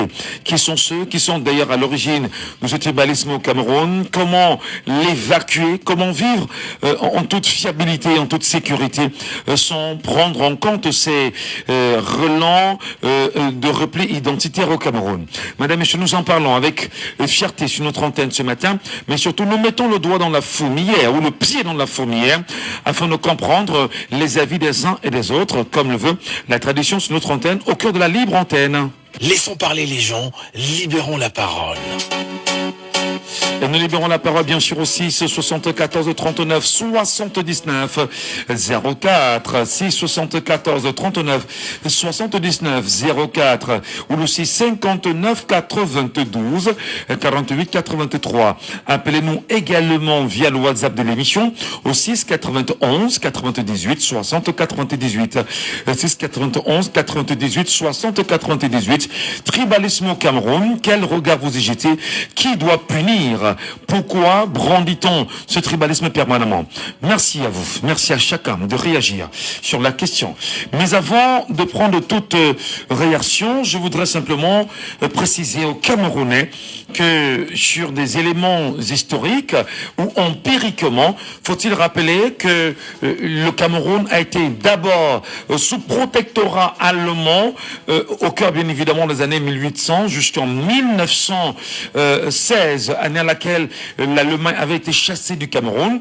Souvenez-vous que le peuple bamileke, je vais faire justement une fixation là-dessus afin qu'on puisse mieux se comprendre, que le peuple bamileke par les Allemands, ils avaient décidé, souvenez-vous, en 1912, d'exterminer le peuple bamileke. Entre autres, avec la colonisation et le combat très farouche de ce peuple bamileke vis-à-vis de la colonisation, tout comme le peuple bassar en même temps, Lamberton, souvenez-vous, historiquement, pour la colonisation française, en partant du Cameroun, dira « Nous quittons le Cameroun avec un caillou dans la chaussure, c'est le peuple bamileke ». Et entre autres, aujourd'hui, on peut lire, on peut écouter, un bamileke ne sera jamais un président de la République, un bamileke ne sera jamais au pouvoir, et ceci a été bien évidemment huilé, entretenu, et ça monte chaque fois. Finalement, on a l'impression que il y a tout un bouclier mis en place au Cameroun pour absolument brandir la fibre ethnique, lutter, combattre, cogner les têtes des Camerounais entre eux. En plus puisqu'on en parle ce matin, nous souhaitons bien sûr que vous preniez la parole et que vous nous dites ce que vous en pensez. S'il vous plaît. C'est 74 39 79 04. C'est 74 39 79 04. Je rappelle que la fixation n'est pas faite de tout le pays bamileke, hein, parce que aujourd'hui, vous pouvez entendre des propos comme, on va dire, Bamenda, d'ailleurs, Bamenda, ou encore Mouton du Nord, etc. Alors, nous en parlons bien sûr ce matin. Il est avec nous de nouveau sur la radio. C'est M. Lepaco. Bon retour, M. Lepaco. Oui, rebonjour, M. Michel Gatou. Rebonjour aux auditeurs de Djambo. M. Michel Gatou, c'est vrai, ce sujet nous fait beaucoup de mal. Je veux dire sur le plan de la communication, parce que dans la réalité, je vous ai dit, quand vous achetez votre poisson en route, vous achetez votre beignet, vous vous arrêtez dans une gargote pour manger quelque chose et tout, vous ne demandez pas si le servant ou celle qui est là est Basta ou Aoussa ou je ne sais quoi. Mais dans l'expression publique, ou bien dans le, comment on appelle ça, dans le ressentiment, puisque je vous ai déjà dit, les médias sont devenus la première puissance, le premier pouvoir. Donc nous avons tendance à l'ignorer. C'est-à-dire que vous pouvez prendre un phénomène qui vaut 1%. Vous le mettez dans les médias, ça devient 100%. C'est vraiment le cas de ce tribalisme dont on nous parle. Il y a un groupe de bandits qui se sont mis au pouvoir, qui ont confisqué tous les postes importants du pays. Et pour empêcher que les gens regardent ça de très près, ils se mettent à organiser ce genre de communication à tous les niveaux. Dès que vous créez un parti, on essaie de faire croire que ce parti vient de la région de son président. Dès qu'il y a un petit secteur qui est un peu florissant, on dit « Ah ben le commerce, c'est les Bamileke ». Et c'est ce qu'ils ont fait avec la FECAFOOT. C'est-à-dire qu'ils ont fait croire à une entité. Mes frères Bassa, que le football ou la FECAFOOT leur appartient. C'est-à-dire le président de la FECAFOOT, l'entraîneur, celui qui commande les stades, les Roger Mila, toutes les anciennes gloires qu'on peut valoriser ne peuvent être que des Bassa. Et du coup, ça a créé... Vous avez vu ce qui s'est passé avec le jeu de la mafia qu'ils ont organisé autour de Samuel Eto'o. Mais le peuple Bassa s'est retrouvé pris en tenaille. Vous êtes au courant que notre frère Nyemek est menacé de mort. Il n'est pas menacé de mort parce qu'il a dit quelque chose d'extraordinaire. Il est menacé de mort parce qu'il a dit la même chose que les autres alors qu'il est Bassa. Voilà le climat. Je vous dis, le régime colonial qui est là nous fait tellement de mal. Et si nous ne faisons pas attention, ça va nous amener très loin. Et c'est ça qui débouche maintenant dans ce discours général. Mais c'est vrai, le peuple bamileke, je ne le dis pas parce que nous sommes contre les Bamileke. Non, c'est vrai ils sont ceux qui subissent le plus ce tribalisme qu'on essaie de nous imposer à partir de tout ce que vous avez cité en référence historique. Donc on a vu les gens qu'on a chassés à Yaoundé, il y a des Bamouns qu'on a chassés à Ebolo, à Sambelima. C'est la même rhétorique en permanence. Un Bamileke ne sera jamais un président de la République. Donc, ce n'est qu'un discours. Mais dans les réalités, je vous dis, c'est très différent. Mais je vais prendre 2 ou 3 cas pour illustrer mon propos. Je pense que la faute est à nous. Mais pas nous ici au Cameroun. Parce que nous ici au Cameroun, nous savons que notre justice ne fonctionne pas. Mais la diaspora a les moyens. J'avais déjà conseillé ça. J'avais conseillé ça à un ami qui était venu du Canada nous visiter ici. Je lui ai dit, mais quand même, quand Momo, le ministre Momo, le gigantesque là, chef, je ne vais pas utiliser, j'essaie de trouver un mot qui sied bien à lui, mais tous ces mots on ne peut pas les dire à votre antenne. Mais ce monsieur-là nous a rappelé un jour que les Bamileke sont comme les Juifs qui se rappellent que Hitler les avait exterminés. C'est-à-dire qu'il invitait le président Paul Biya, s'il en reste encore, à tuer tous les Bamileke comme Hitler l'avait fait avec les Juifs. Mais ce n'est pas acceptable ça. Mais si la diaspora portait plainte contre cet individu, il ne pourrait plus mettre pied en Occident. Il ne pourrait plus, parce que ça c'est un appel au génocide. Et vous voyez que comme on n'avait rien fait vis-à-vis de Momo, on a vu sur le réseau récemment, moi j'ai reçu ça dans mon inbox, une de nos jeunes consoeurs là, il y a une jeune Camerounaise là, qui qu'on avait chassée d'ici parce qu'elle ne payait pas son loyer, on l'a chassée. Elle est partie se réfugier en France. Elle tient les mêmes propos. Elle dit que le Cameroun ne peut pas se développer avec les Bamileke et que d'ailleurs les Bamileke sont comme les Juifs et il faut voir que Hitler avait traité ça vraiment comme de la vermine. Donc vous voyez que comme on n'avait rien fait avec Momo, c'est la récidive. Le troisième cas, c'est celui de mon frère Elie Bilobé. Monsieur Ngachou, Elie Bilobé pose un problème qui est réel. Bon, même si dans la problématique qu'il a posée, c'est parce qu'on ne lui a pas donné un poste. Si on l'avait laissé gagner la mairie au SDF et tout, il n'aurait pas embrassé ce combat qui nous concerne tous. Mais c'est une situation qui est réelle. La situation du peuple Douala dans tout l'espace côtier. Mais Akeremoun avait trouvé une très bonne solution pour cela. Il suffit de lire les programmes. Je vous dis, quand nous allons changer notre pays, même les Douala seront les premiers à être contents de la façon dont notre pays va se développer. Parce qu'on va trouver une architecture économico-culturo-sociale pour permettre la vie, comment dire, de remettre la structure de la royauté Douala dans cette région-là, sans pénaliser qui que ce soit, sans dire aux gens rentrez chez vous, bien vous avez acheté nos terrains et tout. Ça n'a aucun sens. Et c'est ça qui amène Elie Bilobé aujourd'hui à se déverser contre une tribu comme si les Bamileke n'étaient pas venus ici chez nous, est-ce que Douala serait développé? Si on peut dire que Douala est développé, parce que bon, ça c'est un autre sujet. Douala comment on appelle ça? C'est une latrine à ciel ouvert. On ne peut pas avoir une ville sans ce qu'on appelle les canalisations des déchets. Nous vivons sur nos déchets à Douala. Chacun a son petit puits là derrière qui est un fermenteur de microbes. Donc, voilà. Donc, il y a tellement à dire là-dessus, mais je dirais simplement que la faute, c'est à nous. Nous, ici au Cameroun, parce que nous ne portons pas plainte. Même si on portait, ça ne marcherait pas. Mais la diaspora a plus de moyens. Cette jeune fille qui a parlé là, si 2 ou 3 Camerounais... Vous parlez de Marlène Mvoutou, en fait. Voilà, de Marlène Mvoutou, c'est ça. Depuis que je vous parle là, je suis un peu perturbé parce que j'étais en train de chercher sur mon téléphone la personne. Voilà, c'est Marlène Mvoutou. Si Momo avait fait cette déclaration, on l'avait condamné. Notre jeune soeur n'aurait pas fait ces mêmes déclarations. Mais aujourd'hui, elle refait les mêmes déclarations étant en France. Et elle croit qu'en France, elle est dans une zone d'impunité totale. Mais non.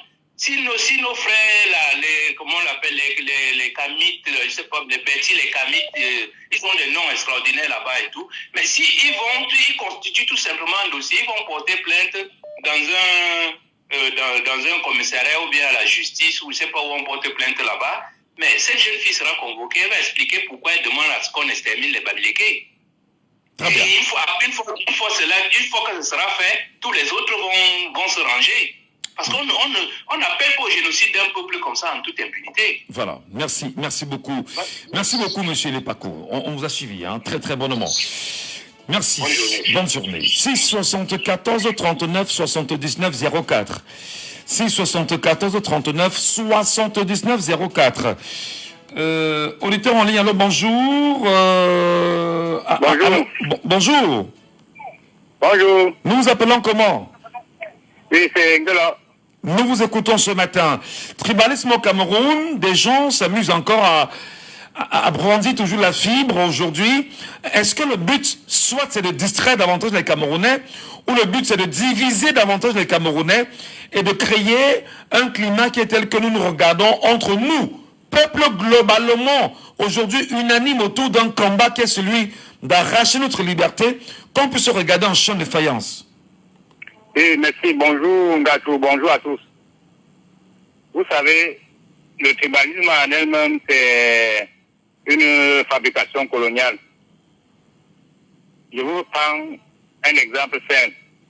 Si un enfant de 4 ans sort dans une maison et se met à vous insulter, à vous traiter de zéro, macabo et tout ça, ce n'est pas du fait de lui.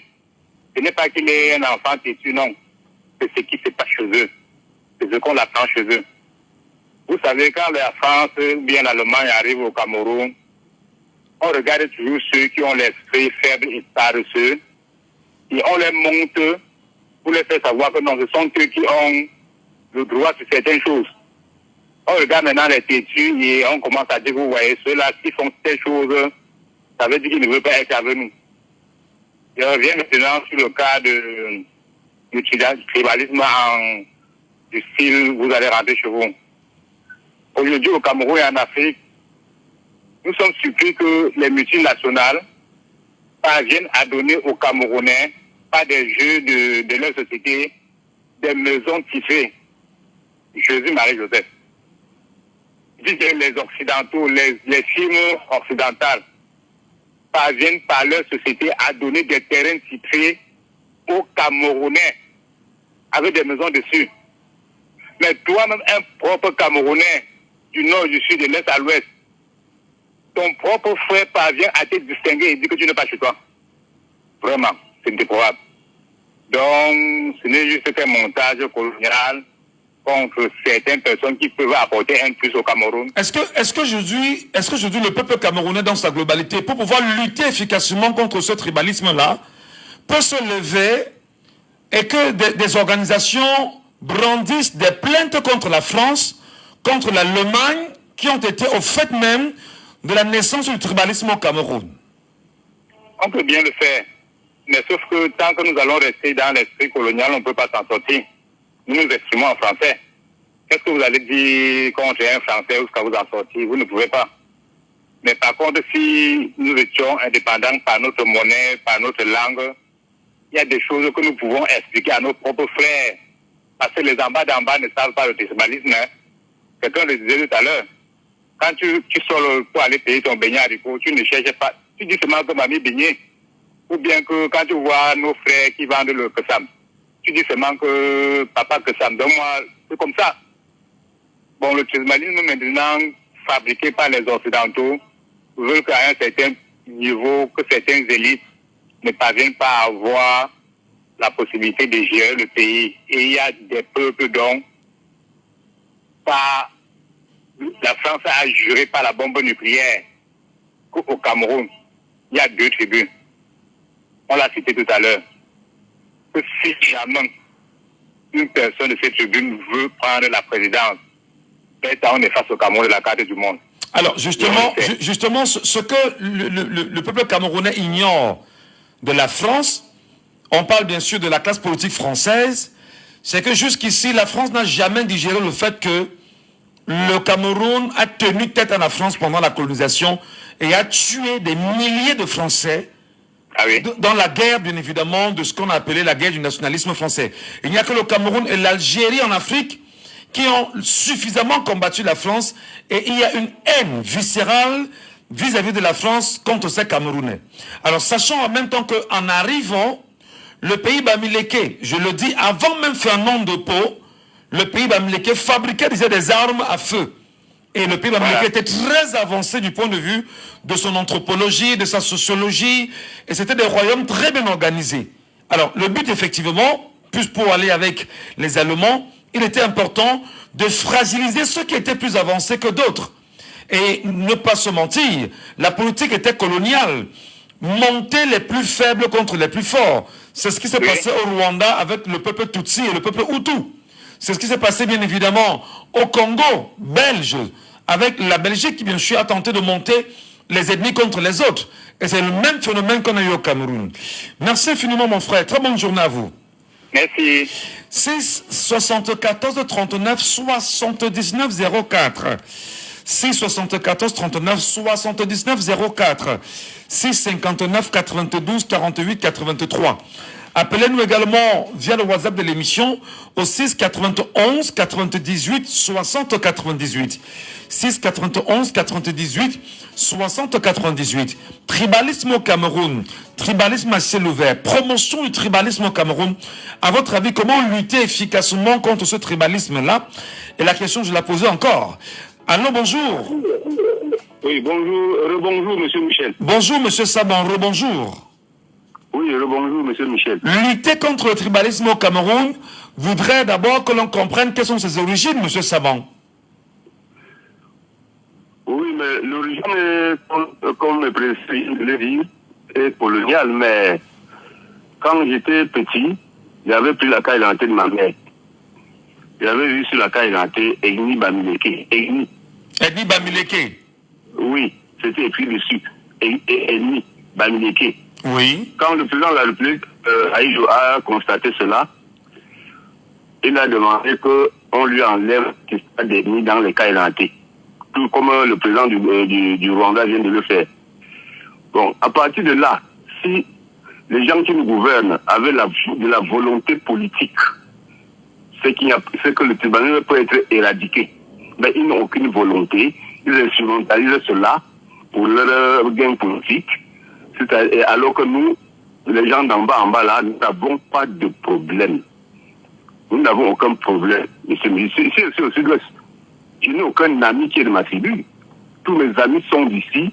Et puis d'ailleurs, même les gens de sang sont mes amis là-bas. Je n'ai aucun ami qui est de ma tribu. Nous avons notre petit cercle où nous causons souvent. Et je m'entends toujours avec ceux qui ne sont même pas de ma tribu, même les gars du Nord. Mais les gens de ma tribu, je n'en ai pas comme amis. Donc vous voyez que c'est le gouvernement qui cherche à cantonner les gens. Mais si Marlène Mbutu a demandé qu'on extermine les Bamileke, qu'elle sache que la loi du nombre compte.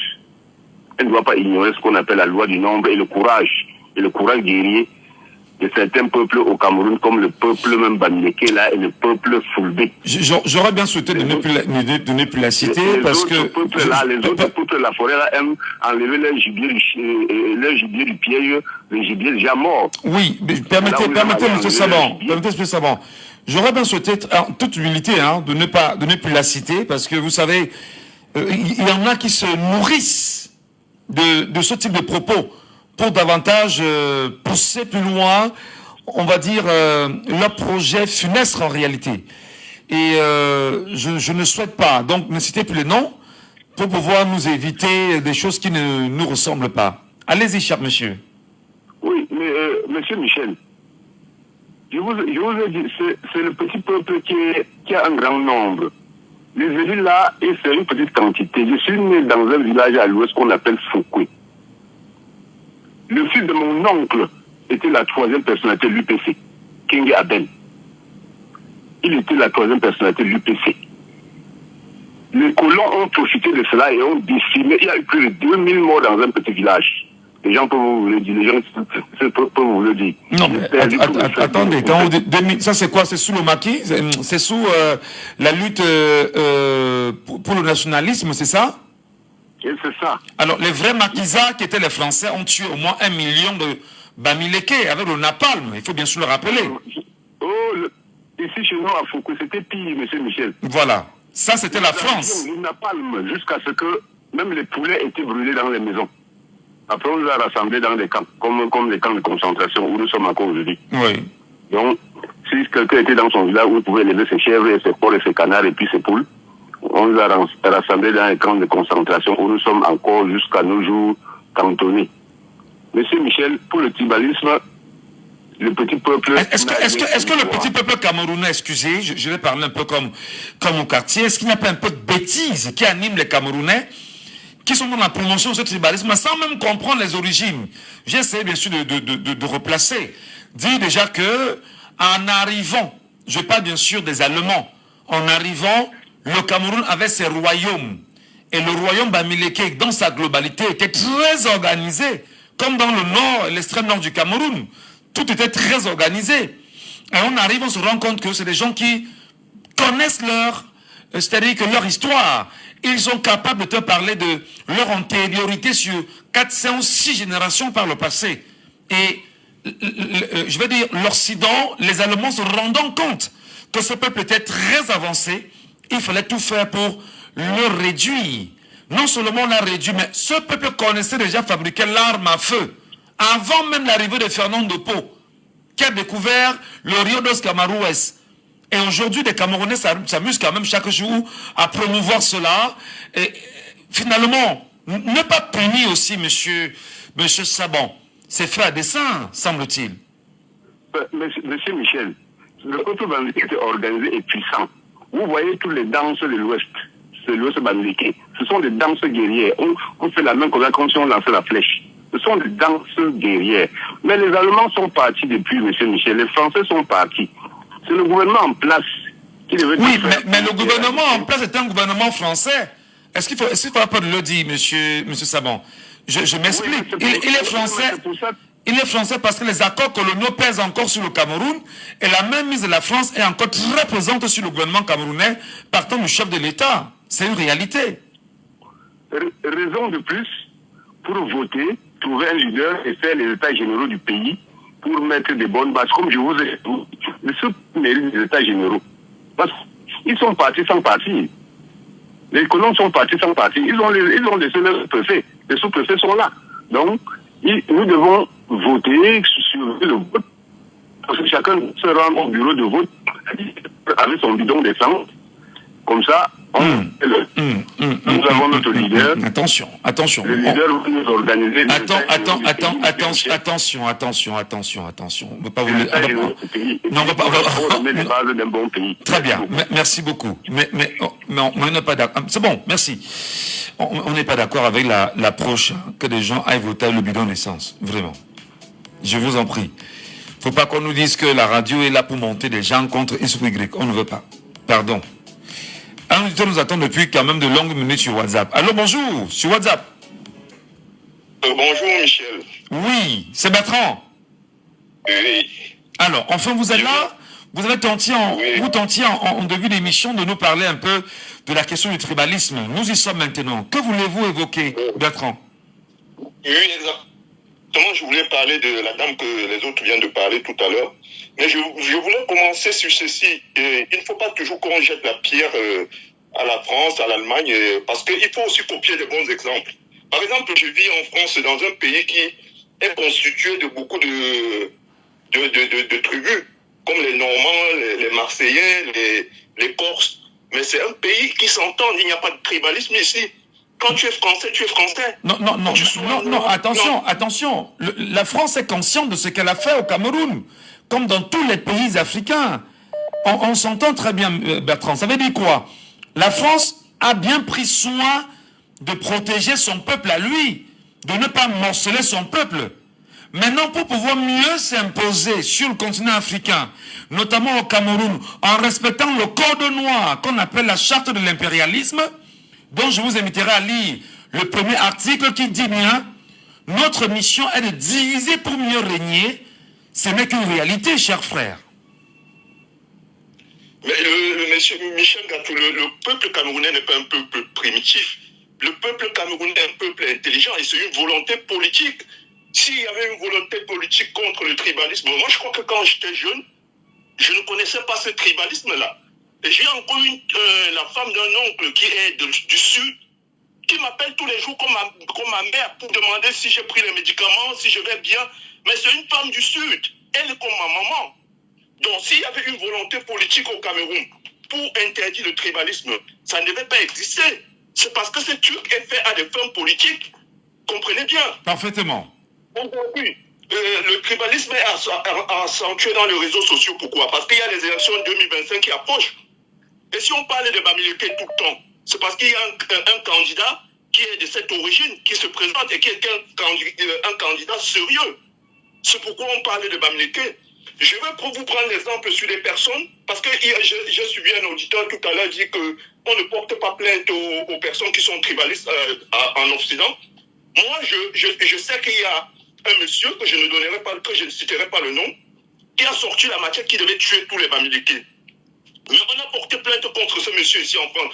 Quelle est devenue la plainte? Jusqu'à aujourd'hui, il n'y a pas de suite. Oui.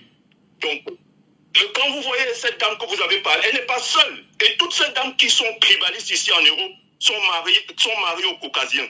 Donc, elles sont mariées aux Français.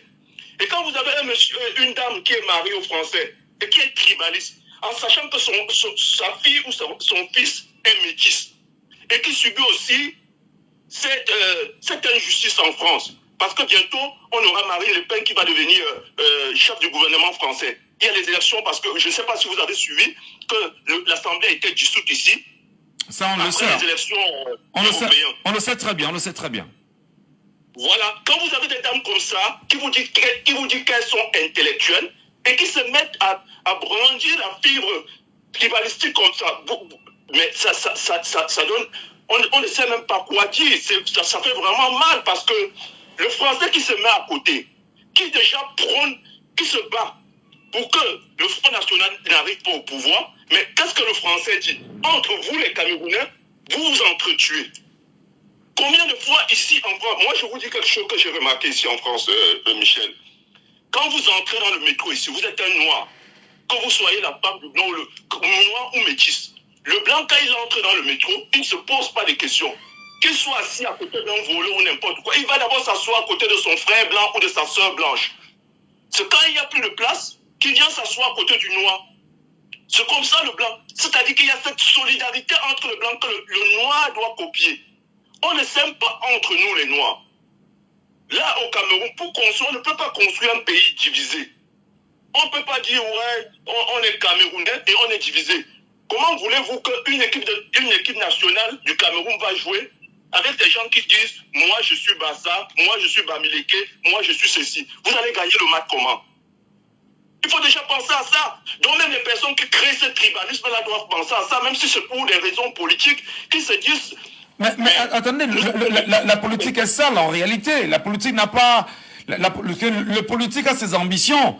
Si vous divisez davantage et que vous vous divisez entre vous, et lui ne punit personne, d'ailleurs que les textes l'interdisent aujourd'hui au Cameroun, de promouvoir l'extermination. Même si la politique est sale, même si la politique est sale, franchement, il faut penser à son pays, il faut penser à sa progéniture. Oui, mais c'est ce que vous dites, c'est ce que vous dites, Michel Bertrand.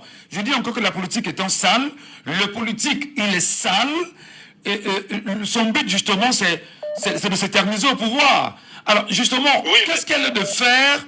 Est-ce qu'il n'est pas temps que les historiens camerounais fassent leur travail, les anthropologues fassent leur travail, les sociologues fassent leur travail, pour pouvoir au mieux éradiquer ce phénomène social? C'est pourquoi je disais tout à l'heure que c'est une volonté politique. Même si les historiens doivent faire leur travail, il faut d'abord une volonté politique. Parce que les historiens peuvent faire le travail. Tant qu'il n'y a pas une volonté politique qui suit, il n'y aura rien, Michel. Il faut comprendre ça. C'est fait à des fins politiques. Tant qu'il n'y a pas une volonté politique, il n'y aura rien. Il faut que les Camerounais apprennent à s'aimer. Comme ça qu'on peut construire le Cameroun de demain. Si on ne s'aime pas, on ne pourra jamais construire le Cameroun. Vous avez vu au Rwanda, ça ne vous dit rien. Il faut que les Camerounais, parce que quand je vois des dames monter sur les réseaux sociaux, parler des Camerounais, alors que vous êtes Camerounais, franchement, c'est gênant. On vous comprend très bien. On comprend votre peine, Bertrand. Merci beaucoup, Bertrand. Merci infiniment. Tout le monde était ici au Cameroun. Allô, bonjour. Allô, bonjour, monsieur Michel, je reviens. Oui, vous revenez, Rameau. Nous vous écoutons justement. Nous demandons comment, déjà, dire aux Camerounais que le tribalisme est une mauvaise chose. Je ne voudrais pas qu'on le dise parce que moi, dès que Michel Gachou, comme ils sont très forts là, ils vont vous dire, ah ben, dis donc, il parle de son ethnie. Pourtant, je n'ai rien à foutre. Je suis Camerounais, c'est le plus important. Même si c'est souvent de ceux qui disent qu'avant que je ne sois dans la République, j'appartenais bien sûr à un royaume, dans mon ancestralité. Alors, comment, est-ce qu'il n'est pas temps, bien sûr, Rameau, que les historiens travaillent, que les anthropologues travaillent, afin d'enseigner, c'est-à-dire la voix de la royauté à un peuple qui se veut souverain et uni? Oui, justement, il est vraiment grand temps qu'il essaie de travailler dessus. Et entre-temps, le Camerounais aussi doit prendre conscience que cette histoire de tribalisme ne nous avance pas. Et c'est juste une histoire qu'ils ont créée pour mieux, utiliser pour mieux réunir. Et avant, ça marchait. Mais j'ai l'impression que ça essaie de reculer petit à petit, parce que les Camerounais essaient un peu de comprendre un peu de quoi il s'agit. Parce qu'il y a une époque où tu ne pouvais pas être Bamileke, tu épouses soit un chien, bâtard, un peu comme ça. Ton parent ne doit pas comprendre cela. Ça, c'est une histoire qui a existé pendant longtemps, même dans ma propre famille. Mais à nos jours, ma propre femme, elle est yaoundée. J'ai mes deux sœurs qui ont épousé deux bâtards. Et tout se passe bien, il n'y a pas de souci. Donc, les Camerounais essayent de mieux comprendre et je voudrais que nous comprenions encore davantage. Voilà. Ouais. Alors, justement, le peuple qui comprend aujourd'hui, il faut bien retirer la mauvaise graine qui tend à toujours diviser ce peuple-là. Qu'est-ce qu'on fait concrètement? Bon, juste essayer de continuer à être ensemble. Ouais, à vivre ensemble et savoir prendre les mêmes décisions. Essayer de comprendre que ça ne peut pas nous avancer, ça ne peut rien changer sur notre situation. Et parce que lorsqu'on parle de tribalisme, c'est sûr, lorsqu'on parle de vivre ensemble, vivre ensemble, ceux qui sont au pouvoir, c'est eux qui s'en sortent le mieux. Mais celui que tu sois de ta tribu, tu n'es pas au pouvoir, tu ne t'en sors pas, tu souffres. Donc, on doit essayer de comprendre cela, monsieur. Merci infiniment. Merci beaucoup. Au 6 91 98 60 98. Allô? Bonjour, monsieur Ngacho. Bonjour, cher monsieur. Nous vous appelons comment? Non, je m'appelle Sandro. Tout à l'heure, il y avait un problème de réseau. Voilà, monsieur Sanjon. Nous vous écoutons, cher monsieur. Avant d'aller au deuxième sujet, je parle en passant. Je dis tout à l'heure que si ça dépendait de moi, national numéro 5, on ne paye plus de péage. Et lorsqu'il est une bêtise, cela concerne le deuxième sujet. Ce qui concerne ce truc de tribalisme, plusieurs personnes ont dit que c'est politique. Bientôt, ils vont commencer à se tromper. Vu qu'il y a maintenant les Bamileke et plusieurs tribus qui se marient entre eux. Et les noms, c'est qui fait. Lorsque tu arrives au commissariat, lorsqu'on voit tu es en train d'appeler, peut-être tu t'appelles Ngono, comme mon fils s'appelle Ngono. Tu arrives, on demande au Pétaka, on voit ici écrit Jean Ngono, on commence le patois, on voit que tu ne comprends rien concernant tout cela. Tout ça, c'est la politique. Il y a beaucoup de personnes qui entrent dans ce jeu-là. Il y a l'autre qui dit tout à l'heure, vous voyez, c'est les élections 2025 qui les poussent encore à remettre ça sur pied. Et il y a si l'attention des Camerounais de ne pas tomber dans ce jeu-là. Nous sommes tous les Camerounais. Nous sommes tous les Camerounais. Lorsque vous faites ça, vous faites du mal à vous-même. Vous faites du mal aux autres. Nous sommes en 2024 déjà. Les choses ont déjà changé. En travers de ces réseaux sociaux-là, on doit beaucoup se mûrir. Excellente journée à vous. Bonne journée, cher monsieur. Merci beaucoup. C'est très important d'en parler, hein. C'est très important d'en parler. Même si on a fait une fixation sur la dame, entre autres tout à l'heure, elle n'est pas la seule. Hein. Elle n'est pas la seule. Il y a comme une colonie de Camerounais sur les réseaux sociaux qui n'ont pour but que de ne faire que ça. Et l'impression que l'on a, c'est qu'il y a des cabinets noirs qui payent ces Camerounais afin qu'ils puissent renforcer ce narratif-là. Mais je reviens encore... Parce qu'il est également de notre devoir en tant que citoyen, en tant que journaliste, en tant que radio, d'éduquer les Camerounais en leur disant, chers Camerounais, nous ne sommes pas différents. En réalité, parce que vous et nous sommes identiques. Nous sommes identiques à tous les niveaux. D'ailleurs, on entend des Camerounais aujourd'hui qui parlent bien évidemment de mariage interethnique aujourd'hui. En réalité, s'il y avait, je sais pas, un tribalisme, on ne serait pas aujourd'hui. Beaucoup pensent à un tribalisme d'État, où on ne souhaiterait pas qu'au niveau du sommet de l'État, que l'on voit quelqu'un qui sortirait d'une certaine ethnie ou d'une certaine tribu prendre le pouvoir au Cameroun. Et du coup, cette personne-là se retourne auprès de ses frères et de ses sœurs en leur disant... Ne nous laissez pas perdre le pouvoir. Battez-vous pour que cela reste chez nous. Est-ce que bien évidemment, on n'est pas sorti, on ne parvient toujours pas à comprendre les politiques très occidentales, la colonisation qui a eu tout son poids au Cameroun et qui semble justement perdurer. Allô, bonjour. Oui, bonjour, monsieur. Aïe. Essayez de nous rappeler, la qualité n'est pas bonne. Et c'est insister, vous nous appelez à nouveau. Voilà. Allô? Oui, monsieur. Non, la qualité est très mauvaise. Très mauvaise. Très mauvaise. Très mauvaise. Vraiment. Allô? Allô? Allô? Aïe. N'hésitez pas de nous appeler rapidement au 6... Voilà, on va encore essayer. Allô? Oui, bonjour, monsieur. Oui, bonjour. Voilà, c'est mieux maintenant. D'accord. Oui, c'est bien à l'appareil. Donald, nous parlons justement du tribalisme au Cameroun, qui est toujours brandi.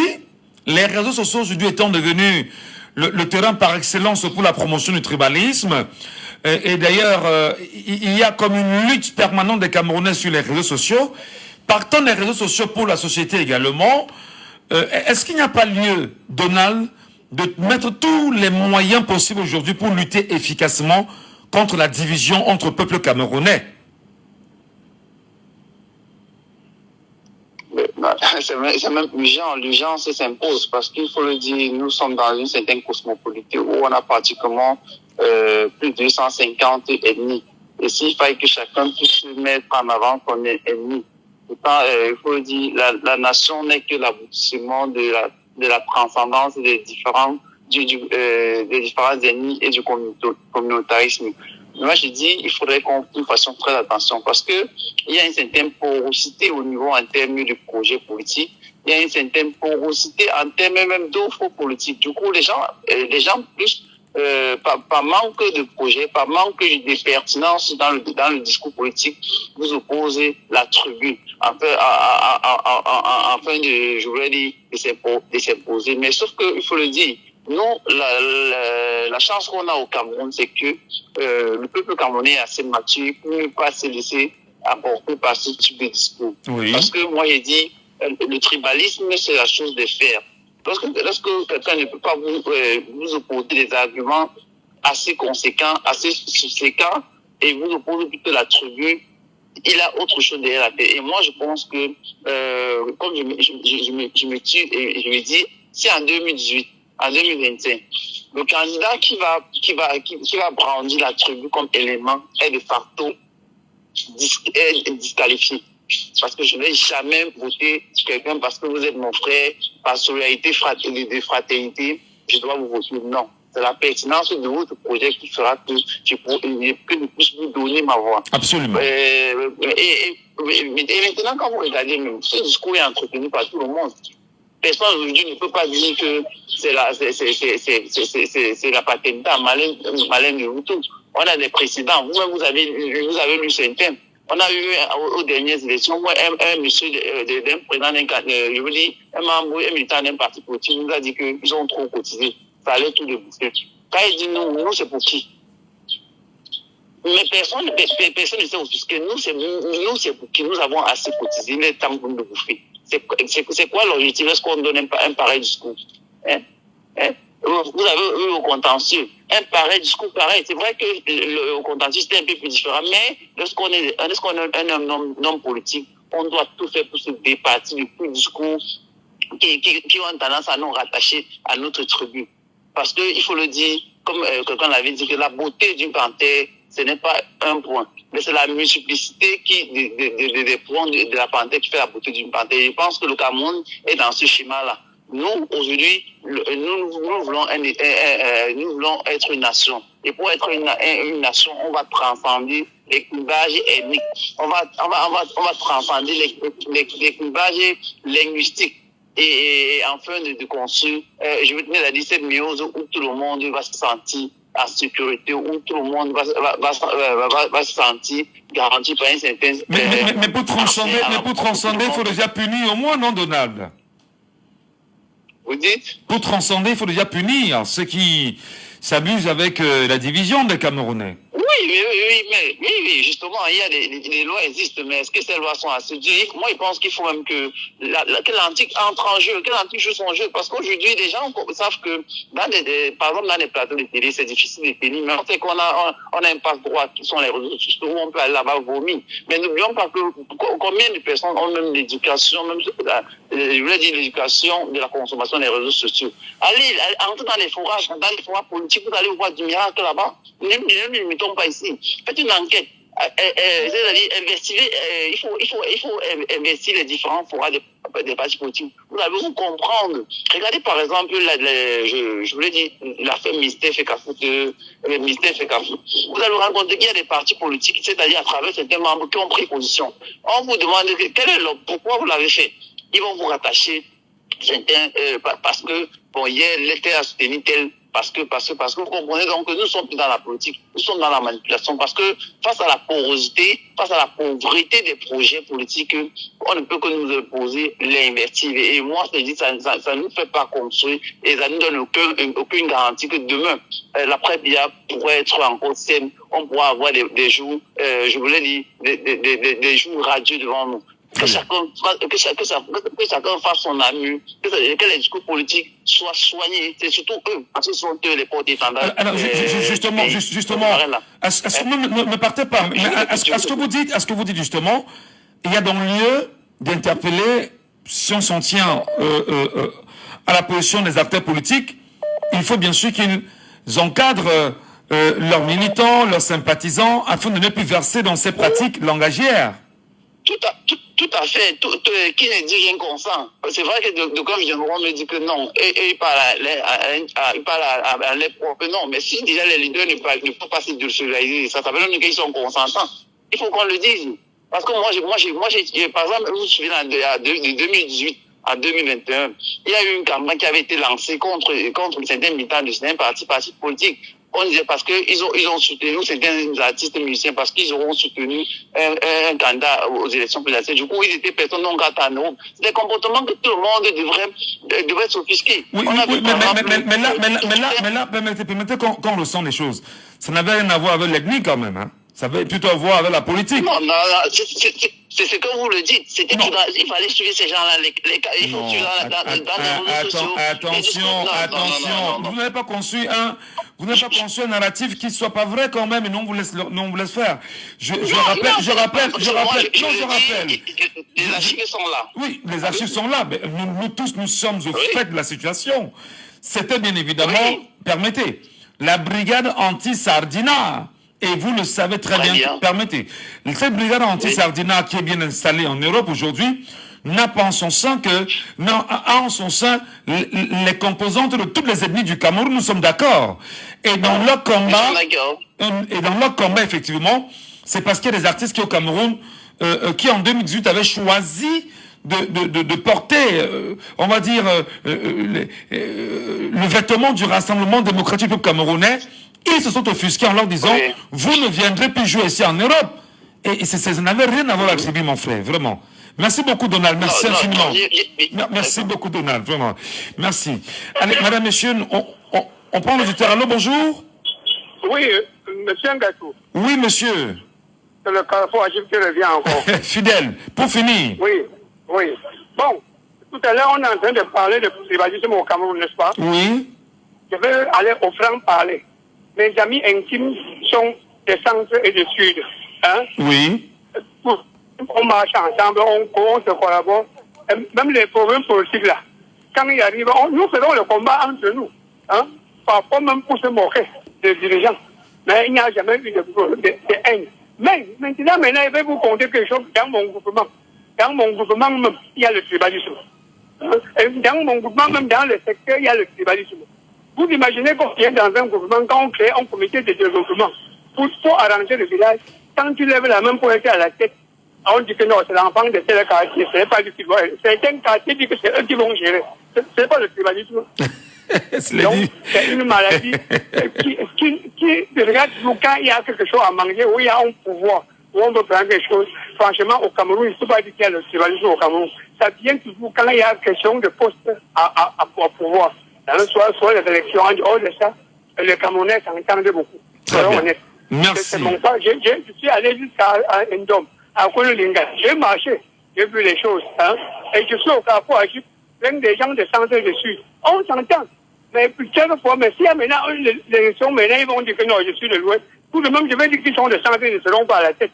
Ce n'est pas le tribalisme, c'est la guerre pour le pouvoirisme. Hein? Les Camerounais s'entendent beaucoup. Merci. Merci beaucoup. C'est terminé pour les appels ce matin. C'est terminé pour les appels. Et on n'a plus que 3 minutes avant de sortir l'émission. Et nous prenons toujours la petite seconde quand même d'éducation des Camerounais. Je vous ai rappelé qu'en 1912, les Allemands avaient choisi d'exterminer le peuple bamileke. Lors de la lutte nationaliste au Cameroun, le peuple bamileke a farouchement lutté contre le peuple contre les Français qui voulaient absolument les contraindre à vivre sous sur ce que nous vivons aujourd'hui. Et le peuple bamileke a suffisamment lutté. Les Français, je reprends encore l'expression de Lamberton, le colonel Lamberton, qui écrit et qui dit « Nous quittons le Cameroun avec un caillou dans la chaussure, c'est le peuple bamileke. » Et maintenant, il y a eu une promotion, bien évidemment, qui est tenue aujourd'hui par le système régnant en place et qui laisse croire qu'en fait, il faut tout faire pour écarter le peuple bamileke. Je voudrais donc dire aux Camerounais, que vous soyez bamileke, que vous soyez Giziga, que vous soyez Mundang, que vous soyez de Biwombane, que vous soyez de Vodula, de Bala, que vous soyez de Woum, que vous soyez de je ne sais où, de Limbe, etc. Aujourd'hui, on parle du Cameroun. On parle de la République. C'est vrai, je rappelle toujours que la République est arrivée après les royaumes. Aujourd'hui, nous parlons de la République unie du Cameroun. Donc, il est important que les Camerounais sortent de ces clichés qui ne nous aident pas. Et dans cette logique, en même temps, trouver le moyen de ne jamais oublier que des gens veulent vous considérer comme étant des esclaves. Faire de vous des esclaves qui se divisent entre eux. Et ne pas vouloir que les esclaves se mettent en union. Parce que si les esclaves se mettent en union, ils risqueront de faire vivre ce qu'on a vécu bien évidemment dans le livre de la tragédie du roi Christophe. Faites attention. Comme disait Thomas Sankara, je cite, je finis par lui qui disait « L'esclave qui n'est pas capable d'assumer sa révolte ne mérite pas que l'on s'apitoie sur son sort. Cet esclave répondra seul de son malheur s'il se fait des illusions sur la condescendance suspecte d'un maître qui prétend la franchir. » Et il finira en disant « Seule la lutte libère. » C'était Laissons parler les gens, que vous pourrez réécouter en podcast sur notre page Facebook Jambo FM 91.